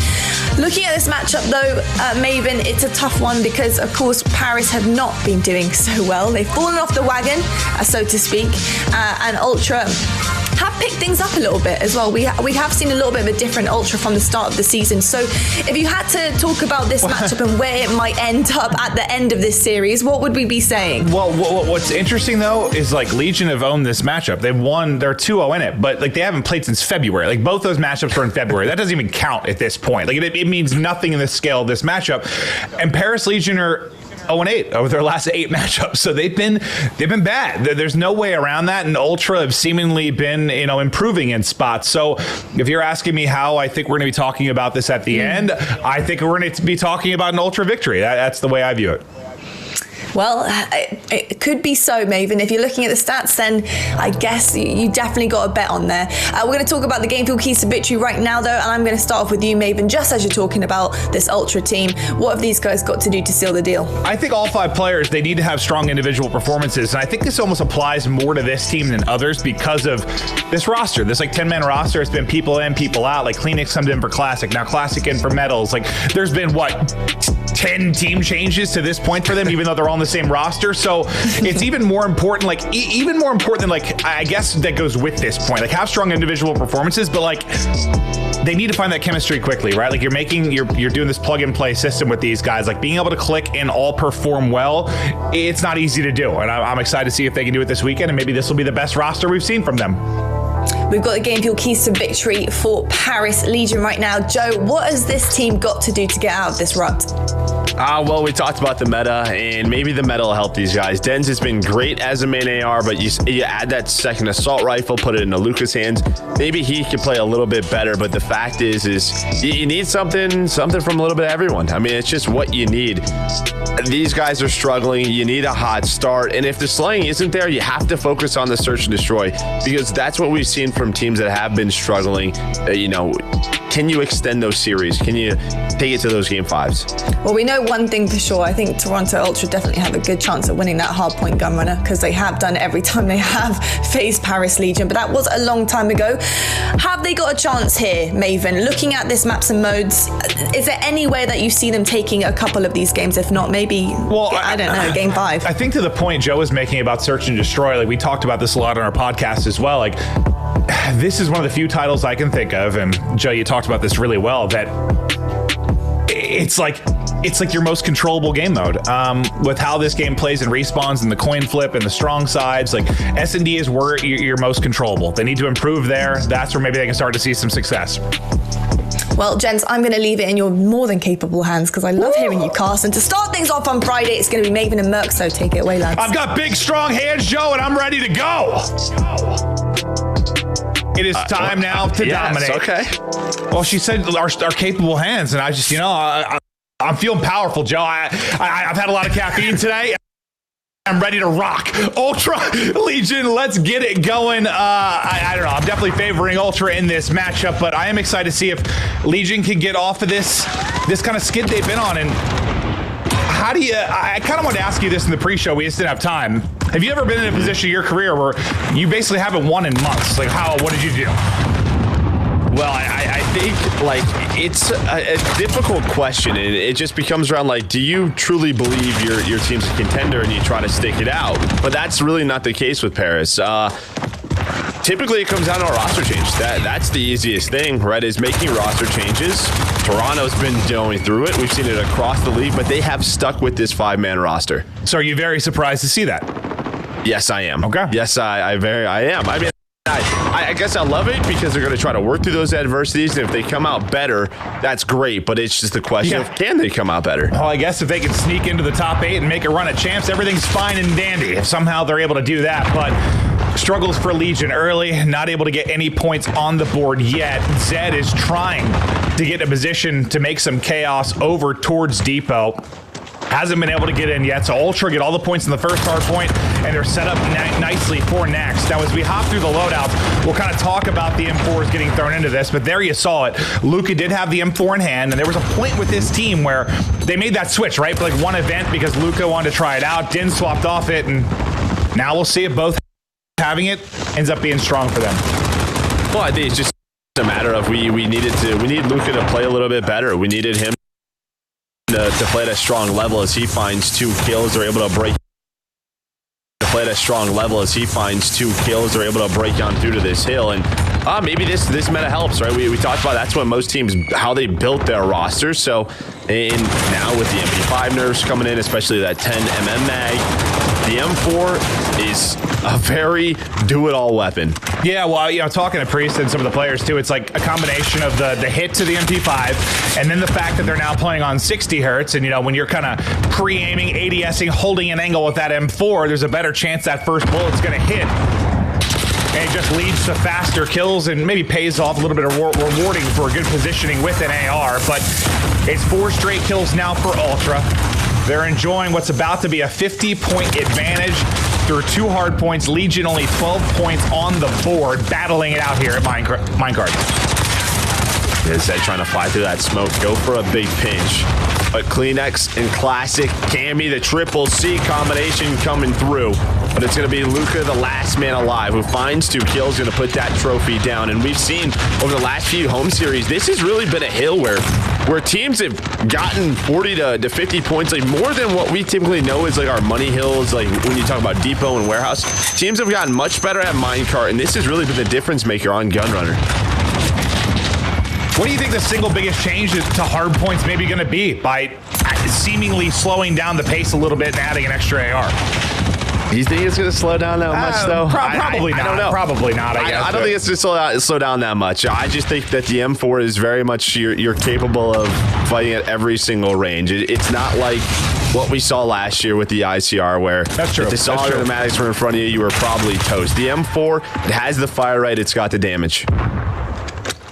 We'll see if Legion can turn those kills into time. Shocks at 11 and 9. Now 3 in a row for him as they look to eclipse the 50-point mark and make a run. Over at Cargo Boxes, they're doing a fantastic job. We'll see if they can get the kills, then maybe get the flip as well. That could be a big run for them.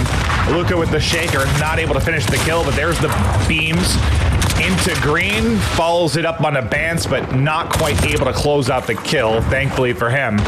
Shocks in position now for the trade as they're trying to push through, but Shocks is 5 in a row, not quite enough to do it. Yeah, but you've given up a lot of time here if you're Toronto, and this has to pay off. This is a big investment as we get into our final hill of the first rotation. They're getting set up, and it's not like they have a lot of position outside of the hill. We've seen this from teams at time to time, but they just sort of try to stay close. They're going to take the fights from inside. Vance, though, able to use that M4, finds his 3rd in a row. Now just trying to get position. He's able to find another one. Vance with the M4. The man can do it all. Has the help of Methods. Has Dead Silence if he wants to use it. But it looks like the early investment paying off as they find 5 kills. Did you see the kill feed there? I think it was Cammy, Methods, and Vance all with kills with M4. So it was 4 straight M4 kills. They locked it down there massively. Huge hold to extend this lead yet again. And well, that's one thing I was kind of wondering is a lot of times when we talk about how many ARs are going to be on the map, most of the time it's kind of map dependent, but sometimes it's hill dependent, right? Like you'll see a class switch and he might have picked it up off the ground, but curious if, you know, trying to hold that early setup, if maybe they pulled out an extra one. But look at the streaks now for Ultra. 5 in a row for Bance, 2 in a row for Cammy at 18 and 11, Methods 4 in a row as well. are certainly leading at the slaying column, and there's an example of your do-it-all weapon. Yeah, it's still good at close range.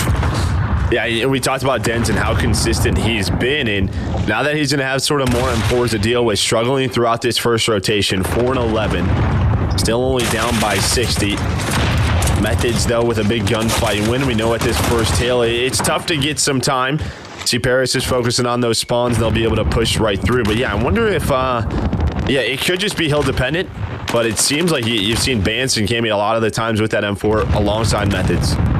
Yeah, I mean, that's, I was playing with, I think it was Skies that was joking. Where I was like, so you're going to see 2, maybe 3? And he's like, I don't know, man, you might see 4. So I was like, all right, well, let's see how this weekend goes. But yeah, going to be a lot of M4s in the mix, that's for sure. The lead holds at 70, 10 left to go on the hard point. Legion, you feel like they have to have a good hold here. Down big, they've got the early spawns. Can they reap the benefits of this now? That number 7 in Kismet's pushed up pretty far. He should be able to catch some people on the cross, but that's not going to happen. He's going to get smoked by Cammy, and now the purple arrows start to surge forward. Yeah, he's still going to get the close spawn, but he hits spawn kill. That's Cammy who's able to win another one. That might spawn Kismet out. It does. Doesn't spawn him out far. He's going to be close to bathrooms, but it's going to open things up for Toronto as they work towards the top side of the minimap. Cammy not able to find his 3rd kill in a row. But this is fine if you're Paris. You can at least flood the hill. It's not being contested. Still a chance to earn some time, but Bance able to find that M4 double kill to open things up. Yeah, so yeah, it looks like they're running 3. Yeah. Even if you're stunned, you can hip fire at a close range as well. Yeah. But ultimately, Ultra do get in. So where you thought Legion might chip away at the lead, it looks like it's going to stay right around what it was, right around that 70-point mark. As we go to the picture-in-picture, and you can see the setup at Minecart is also Cammy now through on the pinch. Cammy winning another big gunfight to get in position here and hold this angle. There's a second, Zed evaporated. Give him the 3rd. Shocks put to sleep as well. Cammy on an absolute tear. The M4 in his hand, a weapon of destruction. Yeah, and remember, we were talking about it. We're like, man, which team is this really going to help? But it could help every single team, right? It really couldn't. It's just going to be like, you know, that's how they built these rosters. So I'm sure Cammy, it seems like he's happy he's to run around with his M4 a little bit more. Yeah, what did I say at the tail end of hard points? Like, when I looked at every roster, I was like, I think they all would get better, but like, it's who gets better than the other team's better. I was like, how much do you improve behind it? But yeah, it just goes back. Teams were built for more of this kind of meta. Well, maybe not 3 or 4, but for sure 2. But what a game Cammy is having. 28 and 17, 194 to 115, a dominant effort so far from Ultra, and I think at least what I expected going into this series. Is now Classic looks to soak up the remaining couple of seconds, get some shots in on the cross. Not quite able to close it out. Yeah, I mean, it just comes down to the slang, right? Just right now, like Zed, we know he plays a very tough role, and if you're running into... So here's the thing. If you're going to run 3 M4s, really what we talked about, at least in past Call of Duties, if you're going to run more ARs than subs, is you typically have to get set up early. Like what we saw in Warehouse, when they're able to just lock down lanes, and what it comes down to is your ability to break with those M4s, right? Because the other team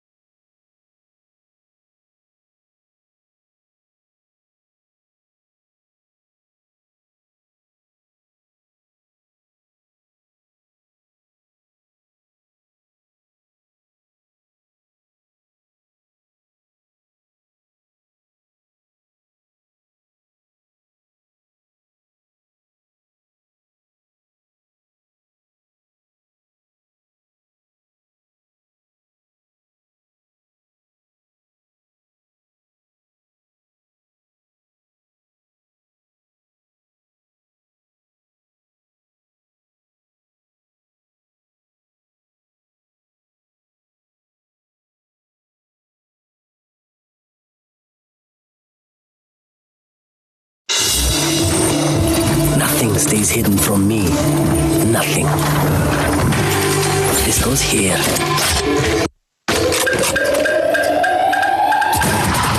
Eagle-eyed. Cage triggered. Found you. Squash the last bug.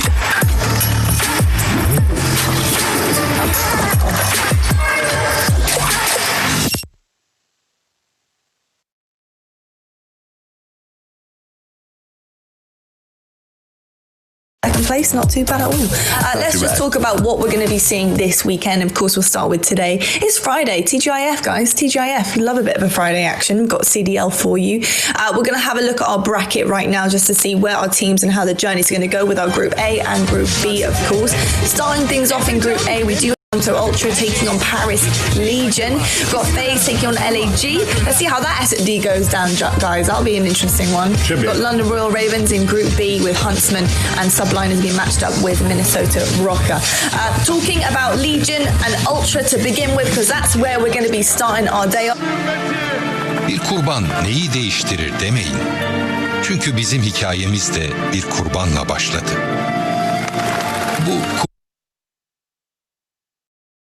My name is John Chambers. I'm now a wanted man. My team uncovered a scandal deep in the Amazon jungle we were never supposed to find. What we found, our story, is now going viral with the press exposing it all. They want me gone for what I did, for forming a network of nonprofits to take them down. To love the planet. To stop the destruction on a level no one knew was even happening until just weeks ago. 8 billion trees. To save our planet before it's too late. I am in danger, but what we found is now igniting a movement so powerful we could never have predicted it. Thousands of members joining every day to stop it and save our planet. 8 billion trees. 8 billion trees. 8 billion trees. 8 billion trees. Using a precisely calculated plan formulated by scientists doing something never done before. Now you can erase 2 tons of your carbon footprint and save our planet and animals being killed off every day. On average, every person who watches videos on YouTube creates 2 tons of carbon every month. Please take action to become part of the biggest movement to save our planet the world has ever seen.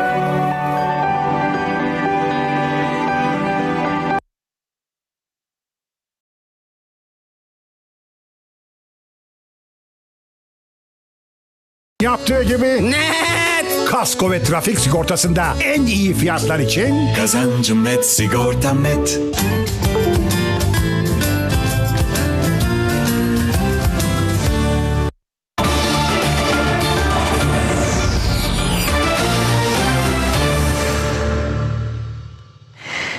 Şimdi dinler tarihi uzmanı Lütfü Bey, Doktor Lütfü Özşahin ve siyaset felsefecisi diyor ki aslında Mustafa Kemal Atatürk'ün o dönem aldığı karar da siyasi bir karardı. Kendisine dönmek istiyorum. Epey bir notta aldı. Ardından da Ersan Hocam'a geleceğim. Kemal Öztürk'ün çözümlemesinden sonra Ersan Hocam'ın itirazı vardı. Şimdi biraz tabii felsefeci kimliğimle konuşayım. Hep dinler tarihi. Kimliğimizle konuşuyoruz. Tabii. Herakleitos der ki Pantarei, her şey yakar. Şimdi dolayısıyla Mustafa Kemal Atatürk'ün en önemli özelliği dogmatik bir lider olmaması ve hiç kimseye de bir dogma bırakmaması. Açık mı yani? Bütün Kemalistler de Atatürk sevenler de anlaşır yani. Akıl ve ilmi miras olarak bırakmış. Şimdi bunu bir Atatürk karşıtlığı olarak değerlendirmek yanlış olur. Neden? Çünkü devlette devamlılık esastır. Biz Cumhuriyet'in temel niteliklerini tartışmıyoruz ki. Yani laiklik temel nitelikleri, Cumhuriyet olması temel niteliği, bayrağı, marş, bunlar belli. Ayasofya bir idari karardır. Cumhuriyetin temel niteliği değildir.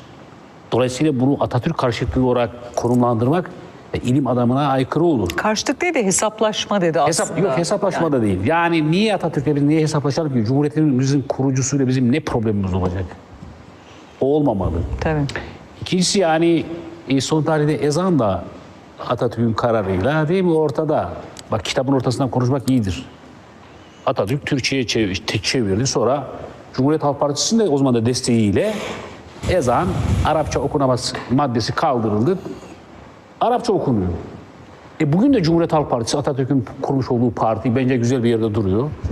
Halk Partisi bu değil mi? Halk Partisi, halkın partisi. Yani onlar da bu milletin çocukları. Evet. Yani Cumhuriyet Halk Partisi için Ayasofya değerli değil mi? Fatih değerli değil mi? Fetih değerli değil mi? İstanbul'da Cumhuriyet Halk Partililer bütün partiler yaşamıyor mu? Tabii ki değerli. Onlar da dediler ki biz bu kararın arkasından duruyoruz. Ne kadar güzel Alevisiyle, Sunnisiyle. Ben başlangıçtan dinler tarihçi olarak da kimliğimi de söylüyorum. Zaten cemevi olsun, cami olsun, pagoda olsun, sinagog olsun, havra olsun. Amacı dışında kullanmak, müntesipler olduğu sürece terk edilmemişse, amacı dışında kullanmak hukuk devleti ilkesine aykırıdır. Temel insan haklarına aykırıdır. Ya hukuk devletinin merkezi noktasını temel insan hakları oluşturur. Yani hukukun egemenliğini konuşacaksak. Dolayısıyla Ayasofya bir dönem işte kiliseydi, amacına uygun kullanılıyordu. Fatih Sultan Mehmet'ten sonra da yine amacına uygun olarak, yani bir dinler tarihçi olarak şunu söyleyeyim, Hazreti İsa da bizim peygamberimizle problem yok yani, anlatabiliyor muyum? Hazreti Peygamber Kabe'ye girdiği zaman kaynaklarda var, Ezraki'de var, Hamidullah da rivayet yapmıştır, bütün kaynaklarda var, Arapçasına baktım. Kabe'de bütün putları devriliyor Kabe'nin içerisinde Mekke fethedildiği zaman. Sadece duvarda silik bir şekilde hafif Meryem, Hazreti Meryem var ve kucağında Meryem. İsa var. Rivayete göre Peygamberimiz kendisi de yetim. İsa'yı gördüğü zaman duygulanıyor ve diyor ki benim kardeşimdir, onu silmeyin diyor. Ve bu kabartma daha sonra Emeviler döneminde filan o resim ortadan kaldırılıyor. Dolayısıyla bu kadar yani işit mantığıyla, işit hukukuyla böyle bu fresklere filan da böyle ya namaz kılınmaz, niye namazın bozuluyor canım, niye namazın bozulsun? Ayasofya'nın o sanatsal tarafı da kalır, namaz da kılınabilir. Necran Hristiyanları geliyor Medine Mescidi'nde, Peygamber onlara tahsis ediyor da namaz kılıyor. Bizim bu hoşgörümüz var. Necdet Bey'e şurada katılıyorum. Genelde otantik İslam'da Hazreti Ömer bile yani son tarihinde İslam'da şu vardır. Fetih ordularına Peygamber şunu söyler. Gittiğiniz yerde kadınlara, çocuklara dokunmayın, el silah tutmaya dokunmayın, yaşlılara dokunmayın, kiliselere, camilere, havralara, Allah'ın adının anıldığı yerlere dokunmayın canım, açık yani. Fakat daha sonra tabii yani işte Heraklius'un sözünü onun için söyledim. Sonra tabii artık saltanat geldikten sonra artık dünyada da böyle bu işler. Artık fethedenler ne yapıyorlar? Kendi güçlerine olarak bir şehir, bir devlet savaştıkları zaman gücüne geçirenler o mabedi, kendi dinini mabedi yapabiliyor. Şimdi ve siyasetle de bu iş kirlenebiliyor. Yani siyasi ama hukuki Fatih Sultan Mehmet bu işi en güzel şekilde yapmış. Batılılar gibi de yapmamış, katliam da yapmamış. Ermeni patrikliğini kurmuş bir adam Fatih Sultan Mehmet. Yani Bursa'dan Hovagim'i getirerek Ermenilere millet başlığı vermiş. O zamana kadar Ermenileri katledenler Bizanslılar kardeşim. Şimdi konuşacağım burada yani. Fatih Sultan Mehmet olmasaydı belki de bugün Gregoryan Ermenilerden bahsedemezdik. Burası açık. Yani İspanya, Ferdinand ve Isabella Müslümanların camilerini Danıştay'a sorarak mı yaptılar? Kilise yaptılar. Böyle bir şey mi var yani? Kordoba Camii'nin ne oldu?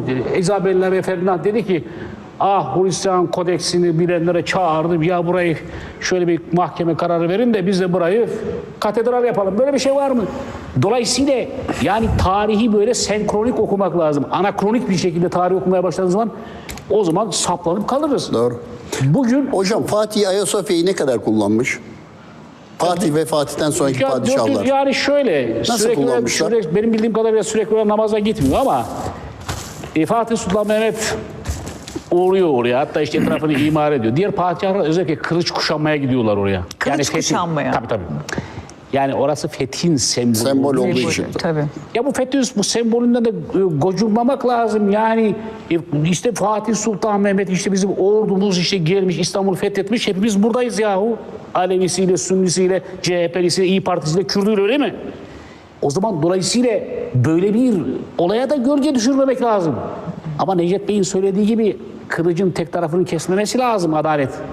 Diğer tarafını keseceksin yani senin ülkende de halen dini anlamda bir takım problemleri olan insanlar, vatandaşlar varsa onların problemlerini çözmemişseniz o zaman onlar da derler ki yani işte bu Ayasofya'yı çözün ne kadar güzel, bizimkini de çözün. Onu da çözün. Tartışma da açılır mutlaka. Şimdi dolayısıyla şu var bak. İktidar da bu noktada yetkili biliyorsunuz. Mesela iktidar yarın Sayın Cumhurbaşkanı bir kararname yayınlasa Alevi dergahları asıl sahiplerine bırakılıyor diye. Şunu yapmamak lazım. Yani sağa sola benim fark etmez. Bizim de bir aydın sorunumuz var. Ya Batı ne der? Ya bu çok edilgen bir tavır. Batı'nın ne diyeceğini ben sana size söyleyeyim. Ya Batı, bak bu Batı medeniyetinin felsefi temellerini, dinsel, tarihsel yürüyüşünü iyi bilenlerden naçizane. Ya Batı son tahlil eder ki bize, kardeşim siz Türkler zaten burayı hak etmiyorsunuz. Orta Asya'ya gidin der kardeşim, gidecek misiniz? Ben size söyleyeyim yani Batı'nın temel kodlarında bu vardır. Batı işte şunu söyler size. Orta Asya'ya gidin der kardeşim, Alevisiyle, Sünnisiyle. Bak şimdi burada söylüyorum, CHP'lisiyle filan. Böyle bir şey yok. Batı'yı ben biliyorum. Gidecek miyiz Orta Asya'ya? Dolayısıyla tabii Batı eleştirecek, doğru. Bak ben Batı'ya da kızmıyorum. Çünkü Batı için, tüm Hristiyanlık için bazıları saçmalıyor. Sanki sadece şeyler için önemliymiş. Ayasofya, Ortodokslar için.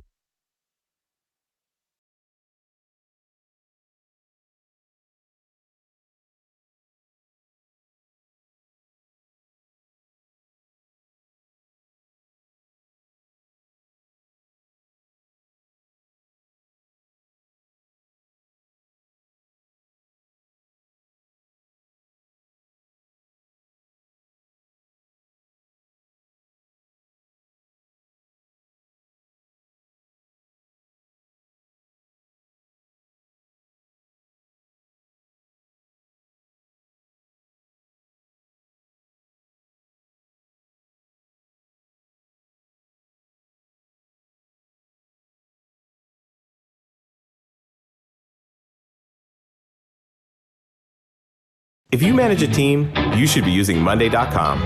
It's a platform to manage any team and any project. Marketing campaigns, classic project management, sales pipelines, creative productions, anything. We'll start with the board. Here you can track everything your team is working on. Columns are completely customizable, so you can track what's important to you.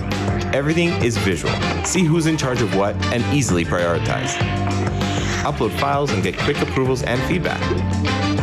Views let you see the information in your board in different ways. Make sure projects don't overlap. Or see the breakdown of progress. Whoa. If you want to see the bigger picture, use dashboards. You as a manager can get key insights and metrics from all your projects in one place. You can even broadcast dashboards around the office. Monday.com integrates with your favorite tools and combines everything your team is working on into one easy-to-use collaborative space. Managing your team is now easier than ever. So go to Monday.com and start your free trial today.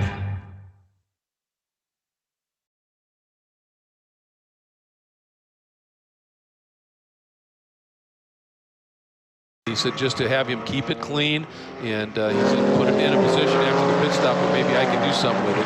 Patrick Gallagher can do that. And then the recovering 69 of Tom Collingwood, that was the Porsche you talked about for BGB that dropped to the back of the field. Yeah, and you just got to be patient. It's not a great way to start your first race back after a long 4-month break, but obviously something was a little bit amiss in terms of getting the car fired up, and rather than having a bit of a mess with everyone trying to re-engage into their grid position, they then, by the rule, say you've got to start back there. So he's just a great part. We talk about partnerships. What a great partnership he has with BGB Motorsports, with John TC. Just great mentors in this sport to help these drivers learn their trade. And he's one of the characters in the paddock. You always enjoy that, there's no question. And right in front of them, that is, I believe, the number 7. That is the Team NOLA Sport car, the AM car of Sean Gibbons. And they came off a mega weekend at Circuit of the Americas 4 months ago. They're leading in the points. Sean Gibbons' team with Zach Anderson, a win and a 4th with some top two qualifying efforts. And so we know they've got pace, and they're embroiled in a good battle back there. But this is one of those stories with Chris Wilson behind the wheel of that lead amp car that's 20 spots or 15 spots up the field here. It's all going to depend on what John Allen can do at the pit stops and what Zach can do when he gets behind the wheel. Pretty cool graphics package on that. Mercedes as well, as you can see it there, flying down this front straightaway. So Colin Mullen just hanging there. Not too much movement at the front of the pack right now. Everyone kind of just running trying to click these laps off again, just looking at the clock. First pit stop may occur to suffice the rules with 35 minutes to go in this race. And when you see the clock hit 35, then anyone can come on pit lane. It doesn't have to be the leader like we've had in years past. As soon as the clock hits that, it could be somebody who's running in the middle of the pack, maybe the first to take advantage of that pit stop window opening. Sometimes that can be the benefit of something happen on the racetrack. I was going to say, that's the risk of going with the overcut, isn't it? Staying out and having something happen. But sometimes in the end, that's the better way to go. Looking back here, this is Tim Barber. And this is a great qualifying effort for this team, the CCR team TFB. Tim Barber is about as varied a CV in motorsports as you could get. Everything from Formula Renault to the Chili Bowl Nationals and Midget cars. But he's quick and he hustles the car very, very well. There's a look at the 26 at Chandler Hull. He was racing with two different BMW teams here. He's doing Bimmer World and Touring Car and Classic BMW here. And then behind him is Travis. That always visible Porsche Cayman, and behind him is Walker in the number 82. There it is, just coming into view. That is the Bimmer World BMW he shares with Bill Auerle. He's doing a nice job. He's got Michael Dinan behind James Walker Jr. right now. He's coming off a sprint class win here earlier today. So the Flying Lizard group have been testing here. We talked about the problems for the 30 car, which we haven't seen in action yet today. So, but the sister car is having a wonderful weekend so far, but they also had problems with their second car. They were elected to have a car in Sprint X, a car in Sprint. Problems with one of the cars. They're having to run the same car in all 6 races now this weekend. So a lot of pressure on that group to get everything pointing in the right direction. And boy, I'll tell you, they've got to be after every race now going through that car with a fine-tooth comb, as the cliche says, to find anything. They're going to be abusing it. This section of the racetrack, particularly as the tires start to wear just a little bit, just got to really be up on top of the wheel and just try not to ask too much from the car, because the harder you hustle it through here, sometimes the slower you'll go. So it's all about discipline, track position. You have to give it a little breathe there as you start the snake. It looks like it should be flat, but it's not quite flat. Like that beautiful livery that you talked about. Yep, again, big Van Halen fan, and that's Eddie Van Halen built, along with Stratocaster, built the guitar that became known as the Frankenstrat for those unique sounds that Eddie would get out of the guitar, and that's basically exactly what the guitar looked like, just wrapped around an Aston Martin. I'm sure when he designed that, the guitar he thought it'd ever be on a exactly racetrack running here at VIR for a British brand.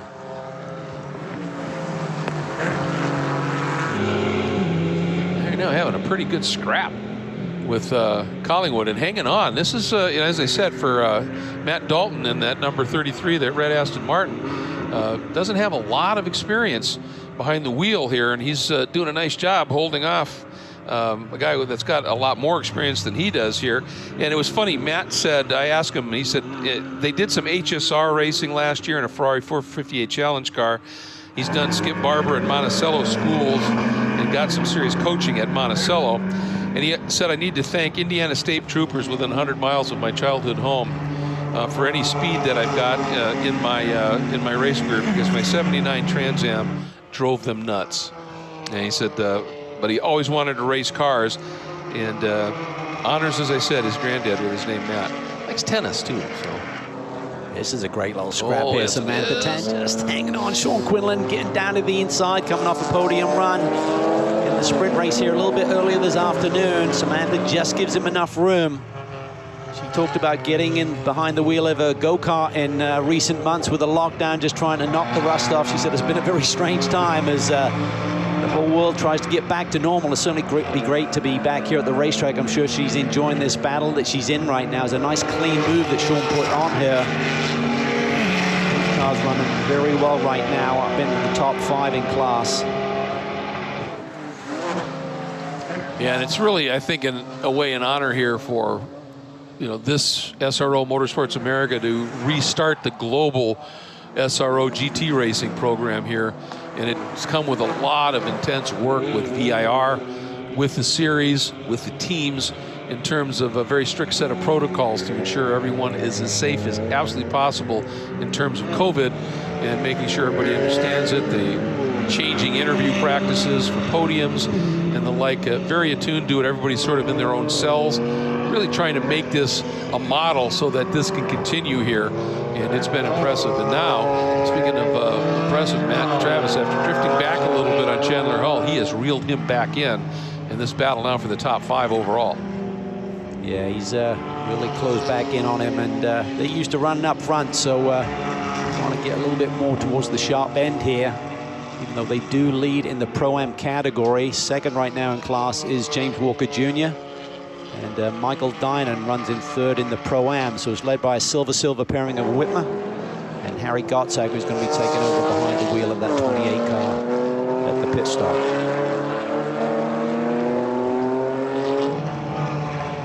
It's a really good point. Travis might be 6th overall, but he is the leader right now in Pro-Am. So getting by Hull isn't, Chandler isn't hurt. Whoa, big move here. That's the number 15 of Brian Putt. As I think he just ducked down to the inside, snuck by Nikolai Elganian in that crossbow. Yeah, that crossbow can be a potent weapon at certain racetracks, but looking at the lap times that he and his teammate Mads Siljehaug put together here this weekend, doesn't seem like it's a good match. So focus on it here and see exactly where Nikolai is losing out, because we know he's a brilliant pedaler in terms of his speed behind the wheel. Overall pole for the first race at Circuit of the Americas this year, so yeah, he definitely has the pace, and the car's got pace in it, but it isn't a good traffic car for one. But it doesn't have a lot of straight line speed. And boy, coming out of Oak Tree and that climb up the S's, that might be where they're lagging just a little bit. It's just outright pace. It's a small 2-liter turbo engine, and it's light, but no substitute for runs and certain tracks. And I know they were trying to work on the raceability of that car. Maybe take away some of the handling, maybe go to a smaller tire and wheel package with that, and give it a bit more power to make it more balanced with the rest of the field. It was dynamite around the corners and struggled down the straightaway. So it was kind of a weird situation in terms of some of the racing situations we got into, but it's just a work in progress at this stage of the game. Good to see Brian Putt putting a solid run in here. He had such a good run in the TCR Cup class last year, and is really throwing some good runs in here, and created his own team, B-Sport Racing, and Kenton Cook is his co-driver, who's a very, very talented young driver. He's getting a lot of opportunity. Kenton's wife is the team manager, and it's very much a family operation, but Kenton is wicked quick, and especially if you know that if you watch GT Rival stuff, nothing else here, because he was constantly right up near the front in that e-racing platform, but he's fast in real life too. And the interesting thing for Brian Putt is his stats. When you think about what he did in the TC Cup class last year, I was just looking at this. 7 wins, 13 podiums, 2 of them overall.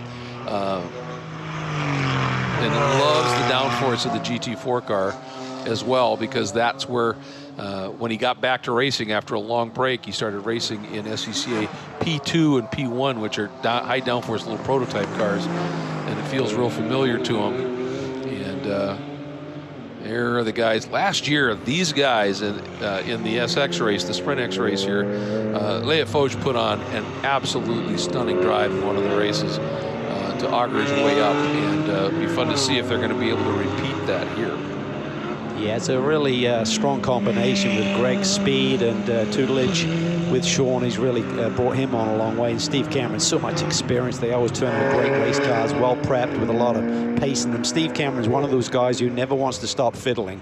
So even if the car's good, he wants to tweak it a little bit further, and just runs in the family with his brother Ricky, who's an excellent engineer, and Ricky's son Dane Cameron, who's had a lot of success across the sports car platforms recently. So good racing family, and that's how you got to be. You got to be looking for that extra edge all of the time. Well, the sprint race earlier today, the qualifying run that Quinlan put in, I mean, he showed that he is continuing to make big strides. I mean, he had a third in class qualifying run. It was pretty impressive. I mean, right now he's keeping a guy who's already got a win here, Dynan, behind him at this stage, so it's impressive. But we got some interesting new little graphics and such to look at. One of them, we've got a CrowdStrike fast lap, which goes to the overall fast lap in the race, but we also have some top speeds to show you here, and it's at the end of Sector 2, Cal, and gives you an idea of just what these guys are doing out there. Yeah, it's end of Sector 2, which is right towards the brake zone for the roller coaster, and you can see the sort of speeds they're pulling with these GT4 cars, and this is probably before they're even getting towards the brake pedal, so they're probably up above that ultimately before they hit the brakes. So nearly 160 miles an hour, led by the Andretti Autosport McLaren. You see the BMWs are looking very tough as well. You can see that in racing conditions as they stretch a little bit on the Aston Martin there with Michael Dynan behind the wheel. But interesting watching right there how much respect Quinlan and Dynan give the exit of turn 10. Yeah. Because they know if you overstep it there, it's not good, and they give some margin there, don't they? And again, you talked about it earlier today, Greg.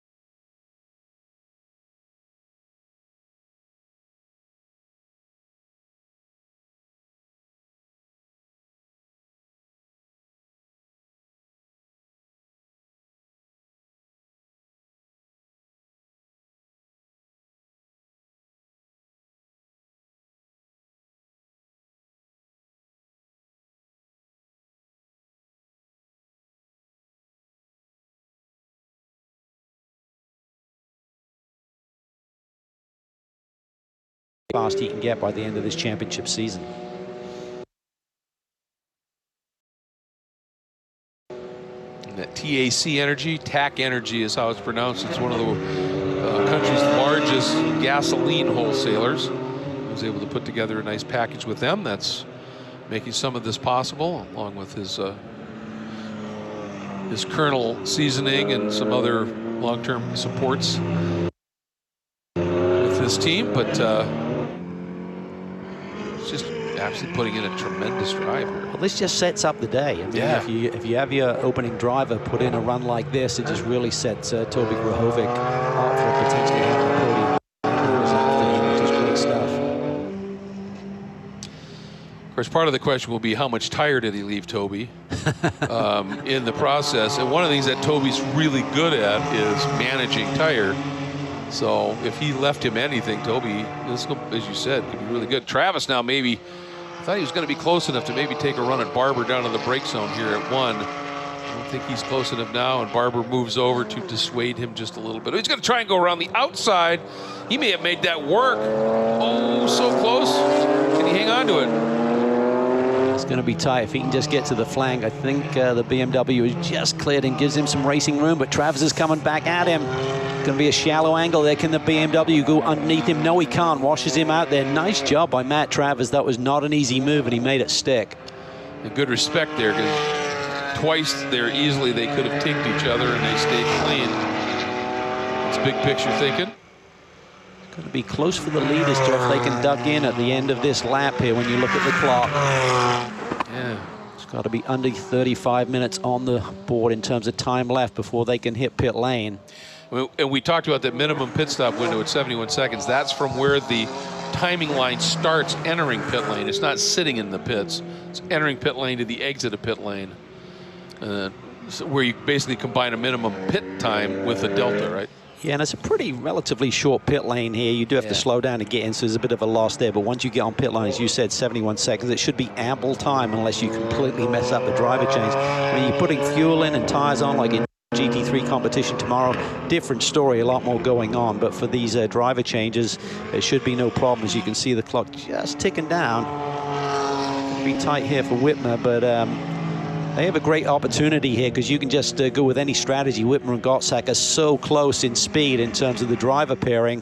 For others, theoretically, at least in the Pro-Am driver pairings, it should have been the lower graded driver do the qualifying start this race. So you should see some guys hitting pit lane first opportunity, which is right now.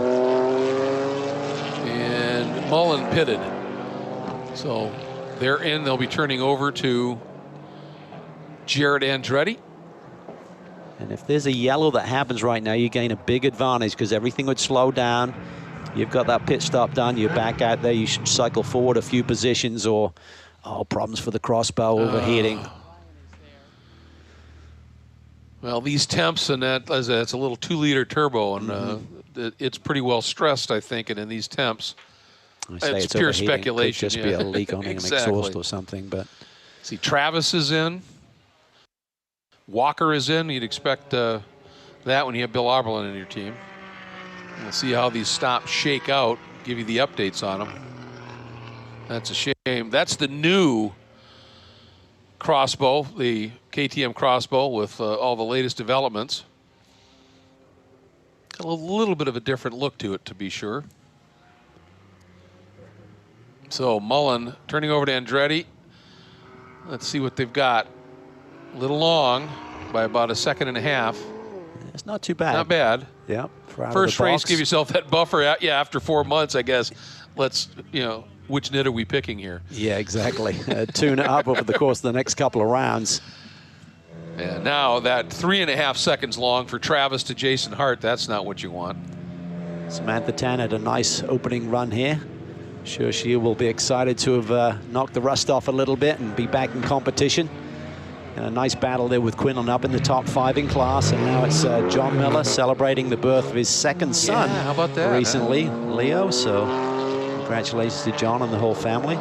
Sebastian needs to be either a sweet or normal big brother. That's cool. Good for them. Nice stop by Walker to Auberlen. That was 1.1 seconds over the minimum. So that's pretty impressive here.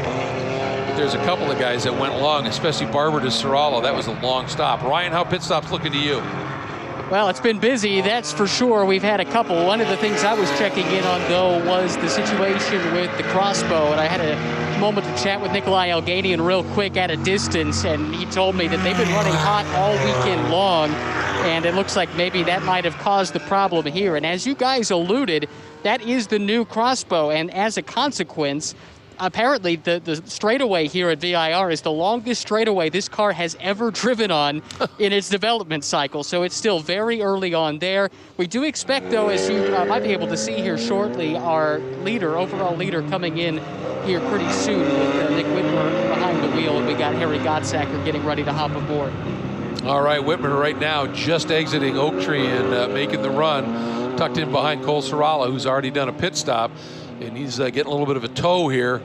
I suspect we'll see Nick make the move if he can here, and see if Soralla's willing to let him go, and he does. Yeah, and again, you're just rolling the dice a little bit. Admittedly, they've got a great option in Harry Gottsacker in terms of where you slice the cake in terms of which driver does the most in terms of this race. But if there should be a problem out on the racetrack, having the lead right now, by continuing to run, you just risk, if there is a yellow or something happen, that you'd lose some of your track position. All right, there goes Whitmer in.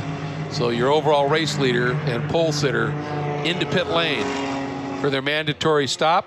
And seeing here, Wilson stays out, as you would expect. Ryan, tell us about that stop. We're waiting on Nick Whitmer to arrive. He should be here shortly. This is along pit lane, of course, here at VIR. Nick second in the TC America TCA Championship last year for a different team, but he does have some experience running with this operation, and it will be your reigning Sprint X West Pro-Am champion, Harry Gottsacker, getting behind the wheel. Harry, the Texan, used to this kind of heat, and it is hot out here, no doubt about it. We were just chatting about that a moment ago. He's getting belted in, but what a great opening stint from Whitmer. And you look at this duo, they really raised a lot of eyebrows when this duo was announced before the season started. They got off to a pretty good start with a couple of podiums, including a win in race 2 at Circuit of the Americas. If you go back to March, looks like a little bit of trouble getting Harry buckled in. That's what we're waiting on right now. Of course, they're looking at the clock as well. The crew giving a countdown. And we'll have to wait and see if this one got held up a little bit, guys. All right, Ryan, be aware here. Jared Andretti has come to a stop out on the racetrack. He's moving again now in that Andretti Autosport McLaren, but something not good with that car right now. Yeah, I'm not sure if he's got a cut down tire or a suspension issue, but something's amiss as he hobbles his way around the racetrack. Pit stop not too bad for Whitmer and Gott.